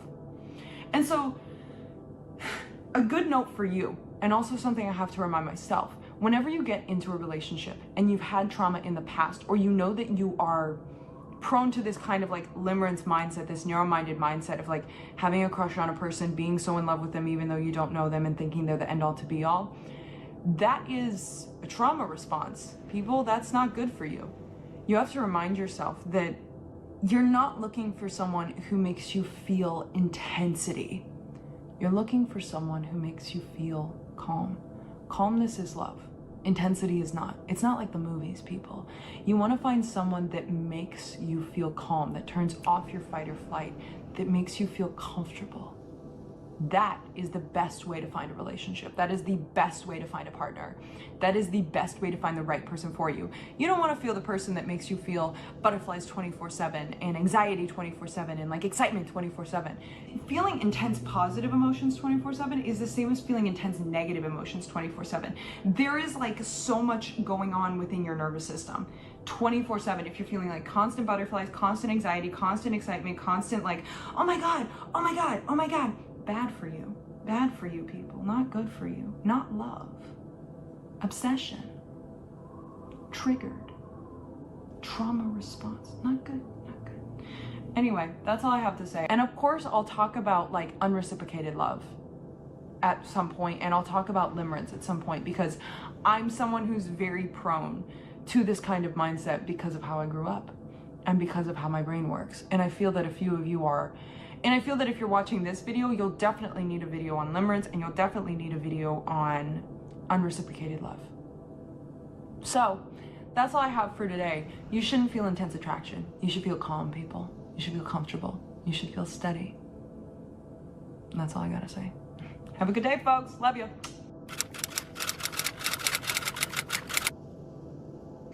So I heard a quote today that went, your past has no meaning unless your ego is using it as evidence for why something is not working in your life. I'm gonna repeat that because I had to read it like 4 times for it to stick. Your past has no meaning unless your ego is using it for evidence as to why something isn't working in your life. Let's take a step back, shall we, people? This changed something in my brain, and it changed the way that I think about the art of detachment. So, the art of detachment can be found in Buddhism, it can be found in Stoicism, it can be found in so much. The art of detachment is basically taking each moment for what each moment is and then completely detaching from it the next. Understanding that everything in life is a singular experience, understanding that everything in life is just a moment. It has no meaning. Nothing is good, nothing is bad. We don't place blame, we don't place meaning. It is just this experience that we get to have, life, right? And I am the queen of never letting go, okay? I have a huge problem with holding on, clinging, never letting go, and it has taken me years to let go of things that happened in my past because I want to know why it happened, or I want to place meaning behind it, whether that meaning is, oh, this is why it's so difficult for me to get out of bed, it's because I was traumatized. This is why it's so difficult for me to reach for success, because I was traumatized. Oh, or in the positive light, I'm gonna go and I'm gonna do this great thing because of what happened in the past. I was talking about it in my last video, how I keep forgetting that you're supposed to put love at the center point of your life. You know what you're also supposed to do? You're supposed to let every moment go. Whether that moment was the best moment of your life or the worst moment of your life, it's okay to reminisce, it's okay to have memories, obviously, but what it is not okay is to let moments that happened in your past cling to you so much that it becomes a part of your identity, especially the bad moments, especially the trauma. Your past really doesn't fucking matter anymore. It doesn't. Is your past now? No. Where are your feet right now? Bring it back to the present moment. Have some mindfulness here, people. Where are you right now? No. I don't want to hear about what you went through. I don't want to hear about the pain that came before this moment. I don't want to hear about what you have to do tomorrow, what you have to do in 3 years, what you have to do in 5 years. Where are you right now? Right now in time and space. What moment are you getting to experience now? And what are you feeling that you should do right now? Not based on running from trauma, not based on proving something from your past or creating something for your future, or creating something for your future because of what happened to your past. I'm talking about right now. If you sit with yourself, you are present, you are mindful, you are here now. What do you want to do right now? And this is something I struggle with like fucking crazy, because I don't know if you guys have ever watched BoJack Horseman. You should watch BoJack Horseman if you haven't watched BoJack Horseman. BoJack Horseman is my favorite thing in the entire world. I love BoJack Horseman more than anything in the entire world. Maybe House MD. Maybe I like House MD a little bit more than I like BoJack Horseman. But every single second of every single day, I will tell everyone and anyone, watch fucking BoJack Horseman. Okay, especially if you have depression, especially if you struggled with trauma in the past, because I think you will find yourself in one of the characters throughout the series, and it will fucking help you. Because throughout my life, I have connected and related to different characters throughout the show, specifically Diane and specifically Princess Caroline. You won't get who those characters are unless you've seen the show, so I guess you gotta go watch the show in order for this to make sense, now don't you? Watch BoJack Horseman, okay? I love it. I love it so much. Anyway, The show, it's like a perfect representation of trauma, of depression, of so much. It's meant to explore themes including mental illness, addiction, relationships, sexuality, family, death, to highlight the life lessons we acquire from the consequences of our actions, right? But there is a quote in here that Diane says right before she goes on antidepressants in the show. And she's trying to write her novel, like her debut novel. She's this journalist writer. She wants to write her debut novel. And she wants to write this memoir about her life, and she is having such a hard time with it. And she gets this idea to write a children's book about these like detectives at a food court. And her boyfriend's like, you seem so passionate about the food court. Like, why don't you write about that? Like, why do you feel that you have to write about your trauma? Why do you feel like you have to write about what you went through? And she says, because if I don't, that means all the damage I got isn't good damage. It's just damage. I have gotten nothing out of it, and all those years I was miserable was for nothing. And I must have rewatched this episode like a million fucking times, right? I must have watched this episode so much. This is what I always talk about, how you will find healing in the strangest places if you just open yourself up to any experience that life has to hand you. I was not expecting to heal my attachment issues with my trauma from BoJack Horseman, right? I have an emotional attachment to this show because multiple moments throughout the show called me out on how I process my own trauma, right?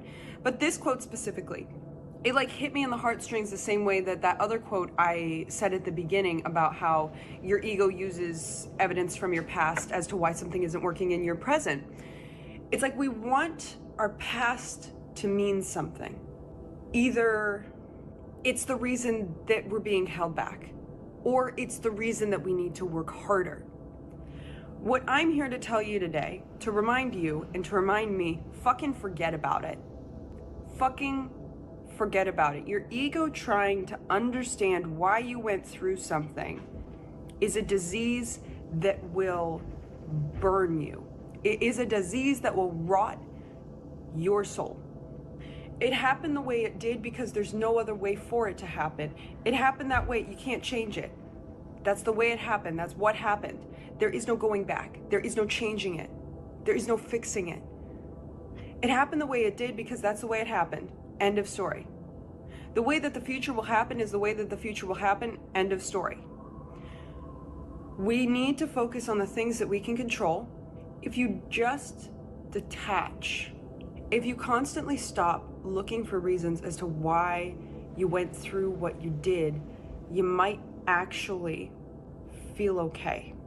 You might actually stop psychoanalyzing why people acted the way they did and why did they do that to me and how do I prevent this from happening and how do I do this. The reason you're anxious all the time is because you're having that conversation constantly in your head until you learn to detach from what you went through and understand that it holds nothing over you today. Maybe the reason that you're feeling stuck and insecure and not good enough is because your ego wants to pull out a reason from your past to justify it. Hi, Editing Bailey here. Let me explain this a little bit better. The reason that you don't feel confident right now is because of you. The reason that you feel insecure right now is because of you. The reason that you're failing right now is because of you. Those people that caused you all this pain in your past, your abusers, your bullies, those stupid asshole motherfuckers that decided to just treat you bad just cause, your exes, whoever it is that treated you bad in the past, those people, they're not there anymore. The only place they exist is inside your head. And I understand that trauma can change you on a psychological level. And I hate to say this phrase, but it was just another Tuesday. And maybe it was a year long of Tuesdays. Maybe it was multiple year longs of Tuesdays that your trauma lasted. It's not happening anymore. And the more that you keep identifying with it and saying the reason that I'm insecure is because of my past, and the reason that I'm not confident is because of my past, that might have been the cause of it, but the cause ain't there anymore. Now the person who is causing it is you. They started a cycle that you are repeating in your head. Does that make sense? When you detach from this and you're like, okay, yeah, they caused this wound in me, my job to sew it up. that brings all of your power back to you, because the more that you keep saying, I am the way I am because of my past, and this changed me as a person, and they shook my confidence, and they made me insecure, and they made me a failure. That's you self-identifying with it. You're not that powerless. You're not that insecure. You're not a failure. You just had some stupid asshole tell you you were, and then you were the one that started believing it. The second you stop believing what that stupid asshole motherfucker told you, the second your life is gonna get better. And having those people and those words that were said to you run through your head rent-free, that is the stupidest decision you have ever made in your life. And yes, it is a decision and it is a choice to have those words run around your mind. Because if you wake up every day and tell yourself that you're powerful, I guarantee you, you will start feeling powerful. But every day you wake up and you start your day by saying that you hate yourself. You wake up every day and say, I am the way I am because of what I went through. You wake up every day and self-identify with your trauma, because it is easier to stay hurt than it is to heal. It is easier to keep the knife inside the wound than pull it out and bleed out every single ounce of pain that you ever went through. That is easier. It is easier to survive than it is to heal. But I'm telling you, on the other end of healing, the grass is greener. On the other end of healing is everything you've ever wanted. You just have to let go of what happened to you. The only person that is holding you back from happiness is you now. It's not anyone else. It's not outside circumstances. It's that you went through something bad and you believed them when they told you you were stupid, when they told you you were weak, when they told you you were not powerful. So stop believing in them and start believing in yourself. You're looking for constant evidence as to why you feel the way you do. It's almost like you've built your identity around pain and you don't know who you are without it. You have subtly built your entire identity around the fact that this happened in your past, instead of focusing on the things that you like to do, or the things you love to do, or going for your hopes and dreams. You've built an identity around pain, and then you wonder why you feel so shitty all the time. And I know, because I have been there. I have, in the past, built an entire identity around the things I went through to prove that I was more than them. I based my entire life story on, oh yeah, I went through this and I'm gonna write a better end to my story. And then one day I just said, fuck it. I don't give a damn. I don't give a damn about what I went through. I don't give a damn about any of this. I will do the necessary steps to get over the fear that they caused me, but once I am over that fear, I have complete and total freedom to do anything I fucking want. You are the authority of your own inner world, right? When something isn't working in the past, the ego wants to drag in history. Look, this is what has always happened. You've never been enough. They left you because you're unlovable and you always will be unlovable. But you can turn to your own brain and you can say, that's not my truth unless I make it so. I get to choose where I am now. My past is not my prison. It's proof that I can rise. Your story is a tool for growth, not a sentence for suffering. Your ego wants to keep you safe in old cycles. You were not born to repeat those cycles, you were born to transform. And you do not transform because of what you went through, you transform because you are human and you want to do better. And this might be a strange concept to wrap your head around, but what you went through, detach from it. It holds no power over you. It never has, it never will, and it never shall.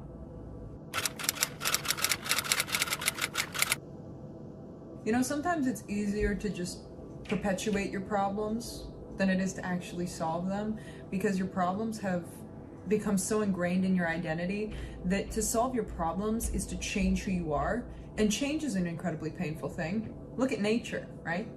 In order for nature to change, it has to actually break itself down. Trees have to break through their own skin to grow. Plants have to break through the ground to grow. Caterpillars have to break through the chrysalis to become the butterfly. There is a certain amount of destruction that comes with change, and that destruction is painful.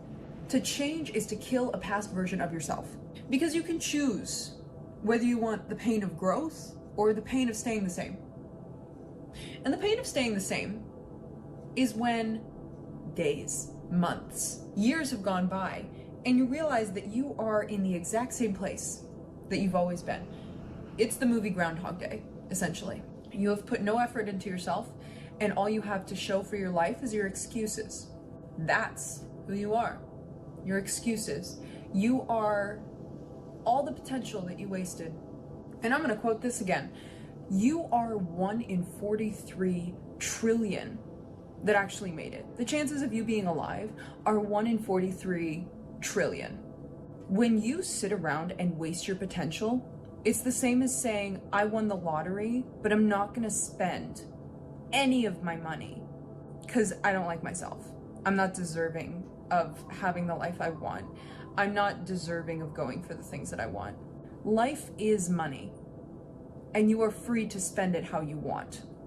You are free to go out and do whatever you want in this world and unlock your potential and unlock your talents and unlock your success. You don't have to sit at home and hate yourself. You don't have to live life for anyone else but you. You are fully allowed, and it is within your control to create whatever you want out of this reality. The only cost is that it will be painful because growth is painful. And life is a game of growth. Life is a giant game of growth where from the moment you are born, you are racing against the clock till death to grow as much as you can as a human being. And growth is going to look different on everyone, even if we all have the same goal, which is to be the happiest, healthiest version of ourselves, to be the best self we can be. This looks different on everyone. So you really have to focus on yourself and who you want to become. But what you can't do is sit around and waste this beautiful life you've been given just because you think you're not important. I really need you to put some emphasis behind who you are, because if you weren't meant to be here, you would have been sniped by God a long while ago. A long while ago, you would have been killed if you didn't have a reason to be here. I mean, it's 1 in 43 trillion. Come on. Like, what? Why do we constantly and continuously and consistently sit around and think we are not important when we, the 8 billion of us that actually made it, which is a really, really, really small number if you look at the odds, and then we sit around wasting this life of ours that we were given by saying, oh, I'm not important, I need to keep myself small, I need to keep myself locked away. You know, I'm gonna disrespect myself at every given turn. And you know, the greatest form of disrespect is having all this potential as a human being and wasting it because you think you're not important. That's the biggest self-disrespect that you can have in the entire world, is to think that you're not important. And I'm not saying you're important in an egotistical way, like you're king of the fucking world. But I'm saying we very quickly forget, easily and quickly forget just how fragile the human existence is, and we get to experience it, and we waste it. Greedy little creatures we are. And then to touch further on this whole self-disrespect thing, if you don't respect yourself, how do you expect the world to respect you? Like, how do you expect other people to look at you and be like, yeah, I'm gonna respect this person who doesn't even respect themselves enough to actually go out there and put some time and effort into themselves to grow as a human being? And here's the thing, I'm completely guilty of this as well. I'm a very, very, very dedicated person, and I have a lot of potential in me. And I've said this before, I can reach any goal that I shoot for, but I sit at home and I call myself weak and I call myself lesser than, because some stupid motherfuckers along the way of my journey of life decided to tell me that I was weak, and I decided to listen. And why was it so easy to listen to them calling me weak, but all the people who have called me strong, all the people who have said they're proud of me, all the people that they said that they loved me, why did those words go in one ear and out the other? Why is that? Why is it that I cling, and why you might cling as well, to the negative words that people have said to us, and we let them swim around in our head like little sharks, just constant circle in our mind? I think it's because when people call us words that we call ourselves, it creates a mountain of evidence that we actually are that thing. Because my whole life I've thought I'm weak. My whole life I've thought I'm stupid. And even if it was one person who called me stupid and weak, I'm like, see, there's evidence. There is evidence that I am the thing that I have always feared that I secretly was. And it's this imposter syndrome in the back of my head that says, I know you think that you're not weak and you're not stupid, but remember that one time that person called you that? That's all the evidence you need, Bailey. And that's why self-disrespect is a little bit tricky. Because the more you disrespect yourself, the more others can disrespect you and you'll believe them. I need you to start walking this earth like it was your God-given right to be here, because it is. We shouldn't be here as a human race. It is a miracle that the planet even exists, you know? I need you to walk every step on this earth like it's a miracle, because it is. And I'm not talking about gratitude. I'm talking about you as a person existing on this planet. You shouldn't be here. You shouldn't be alive. This shouldn't be a thing. Okay? So I need you to pull your head out of your ass and stop saying that you're not important, and stop saying that you hate yourself, and stop saying that, oh, woe is me, like, I don't feel good, like, I don't want to do this. Do you know how many souls didn't make it? Do you know how many fucking people out there that probably wanted to exist on this earth, but they didn't get to be here? I think about that every day. I'm like, every time that I don't want to do something, like I don't want to go on a run, I don't want to write, I don't want to educate myself, I don't want to, engage in some kind of earthly, humanly knowledge or growth in any way. I think of all the souls that didn't get to experience humanity. Because if the chances are 1 in 43 trillion of being here, then that means there were, 42,999,999,999 other souls that I beat out to be here. And all of those trillions of other souls could have had this body and could have had this life. And I'm the fortunate whisper of the universe that got to inhabit this body and gets to walk this earth and experience all this. Like, holy shit, I don't even give a fuck that my apartment's dirty. I don't even care that I have to work a minimum wage job. I don't even care that my hair's greasy when I think of it that way. I should wash my hair though, but that's beside the point. It's astronomically and mathematically impossible that we're even alive, but we are, by some odds, against all understanding. We are here. Why are we not living life to the fullest? Why is our existence not the permission slip we need to allow ourselves to live life to the fullest? To embrace all the growth that we can, to love ourselves as deeply as we can, and to feel as much gratitude as we can on this planet. That's mind-blowing to me, that we haven't realized that as a species, as a society, that it is a miracle we're here, and we're sitting over here arguing with each other over which football team is the best. And it's not to say that I don't like football. It's not my cup of tea, right? But what I'm trying to say is sometimes we do stupid, stupid things with the miracle that we call life.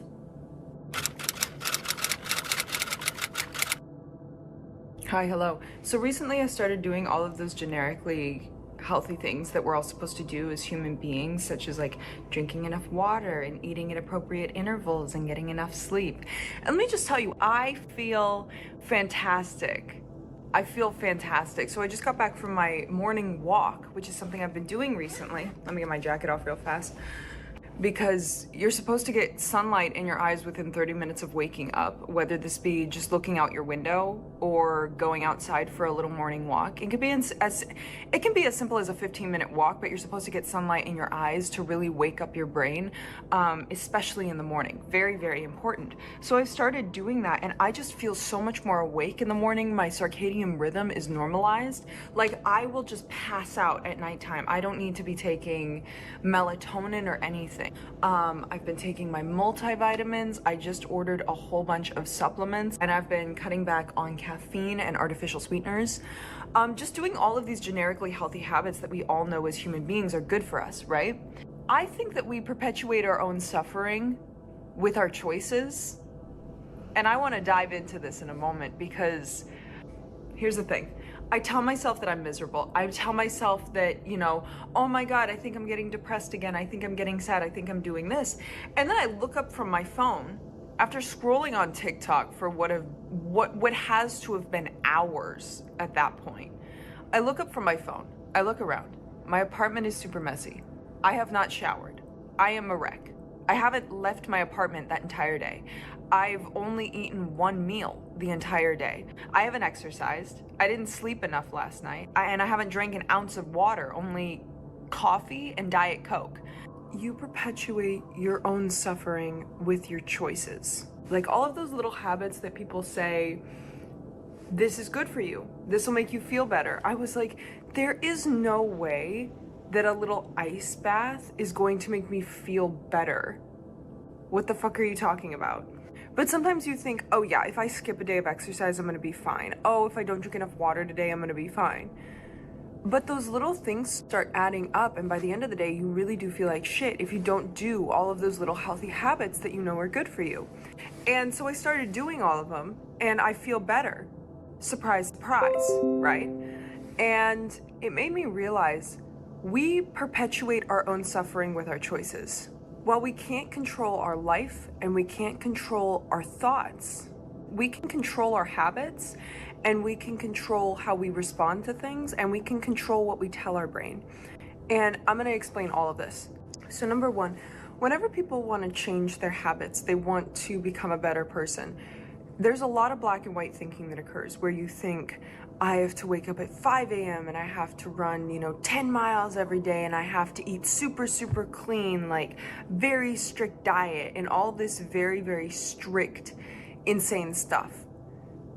I gotta tell you, that is the complete opposite of what you're doing now. Because what you're doing now is probably like not exercising, not eating the healthiest, having a lot of screen time, not doing the best habits. You're trying to switch over to the other extreme, which is obsession with fitness and super clean eating.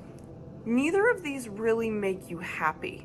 Neither of them do. I've been on both ends of the spectrum, and I gotta tell you that where I am now, right in the middle, that's where I feel the best. I feel the best when I find balance in the middle. And because we as a society also take these little tiny changes for granted, because the dieting industry and the fitness industry is an industry, it's easier to make you believe that if you buy the latest diet product and you do the latest workout and you eat the latest diet, it's gonna make you extremely happy. What's gonna make you extremely happy is the small little changes in your life that we know as human beings have worked for centuries, which is getting enough sleep, drinking enough water, getting sunlight in your eyes in the morning, doing some cold baths because it's really, really cold is really, really good for the mitochondria. Make sure that you're eating healthy. Maybe eat less sugar. Make sure that you're getting your multivitamin, enough B12, enough iron, enough vitamin D.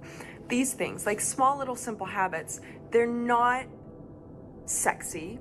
They're not extravagant. You can't post about them on Instagram. Those habits, the little easy ones that you can make literally today. And also, they're the easiest things to do to better your life today. But the thing is that I don't think you want to change.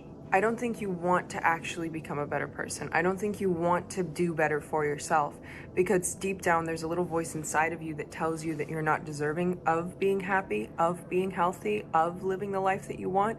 So instead of just making the small little simple habits that you know are going to make you feel better and you know are good for you, you swing to the other extreme, because you also know that this is going to perpetuate your suffering, this is going to perpetuate your suffering, and the in-between balance is going to actually make you happy. So you just swing back and forth between obsession and laziness, because to actually find balance is to actually be happy, and there's a little voice inside of you that says that you don't deserve that.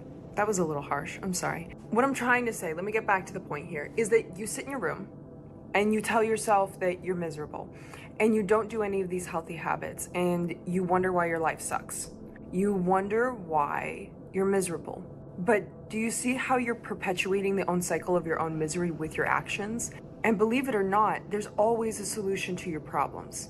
Every single problem that you have, there is a solution and a step that you can take towards solving it today, right now.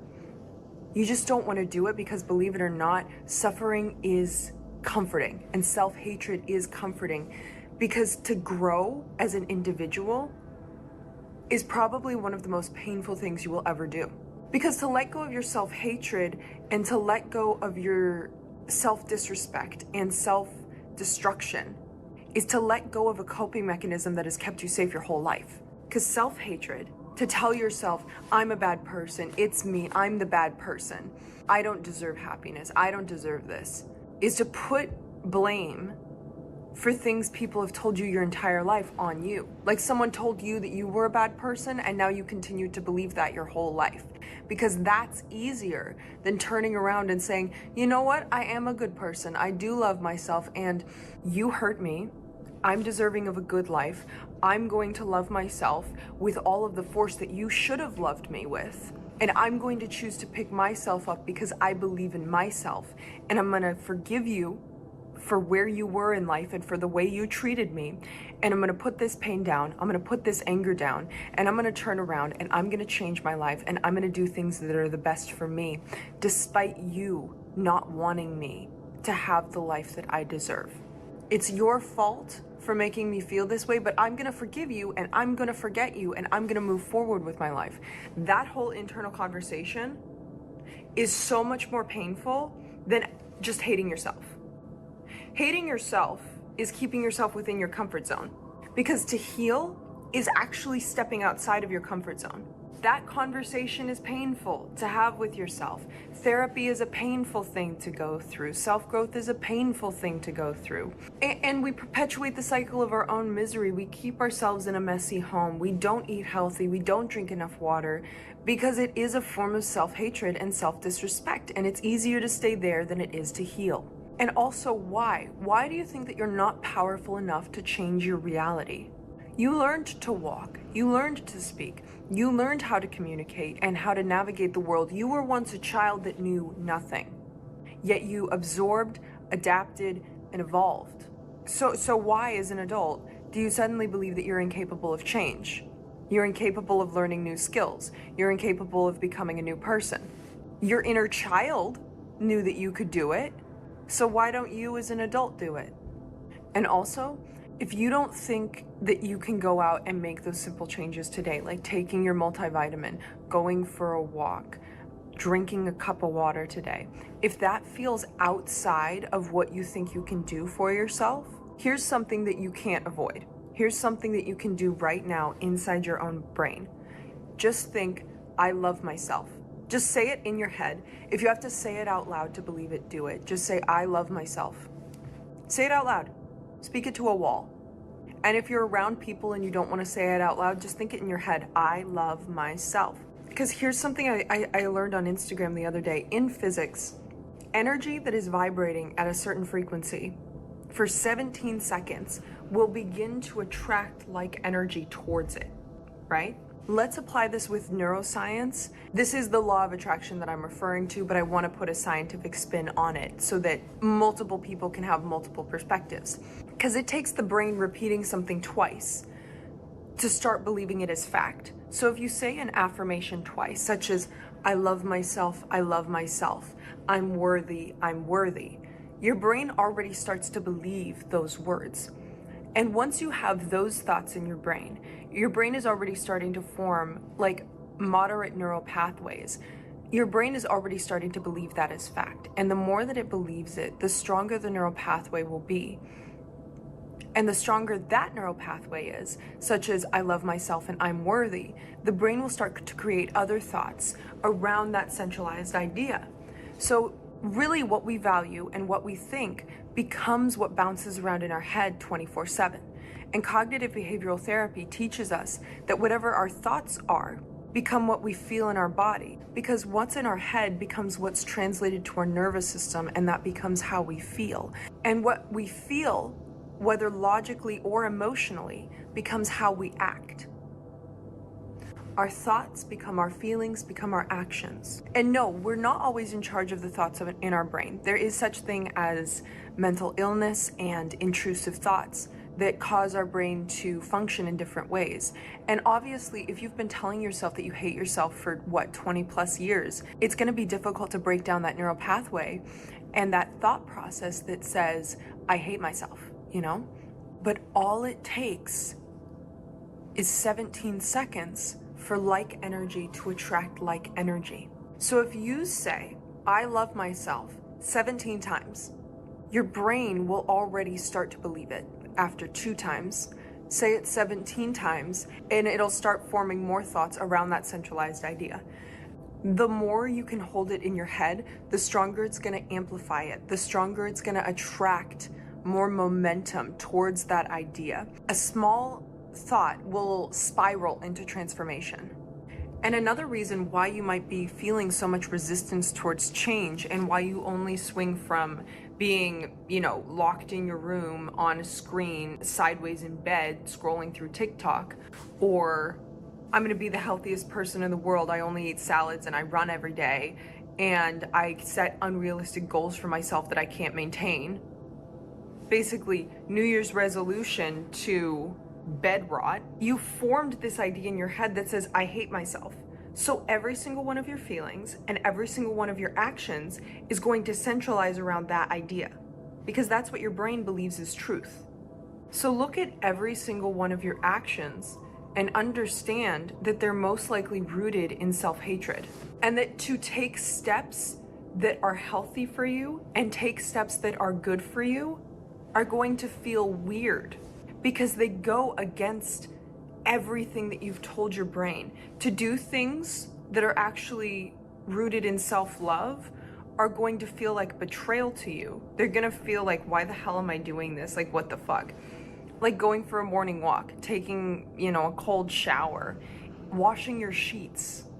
It's gonna feel weird because it's not what your brain thinks is correct. But these basic self-improvement hacks that aren't sexy, that are simple, but the basic self-improvement habits, movement, routine, mindfulness, discipline, these things will rewire your brain. But you have to do them. You have to get up.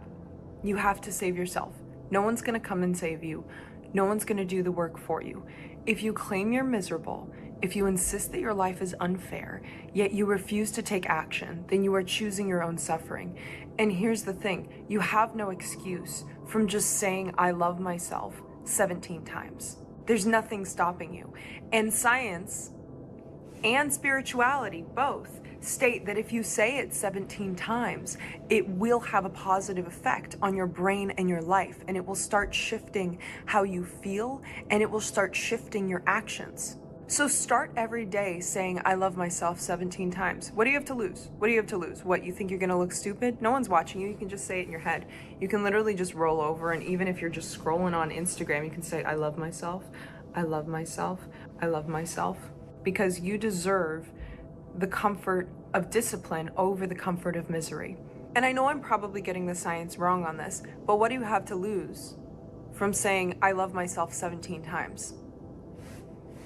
You have time right now. And if you need someone to hold your hand and say it with you, I will. Come on, let's do it. I love myself. I love myself. I love myself. I love myself. I love myself. I love myself. I love myself. I love myself. I love myself. I love my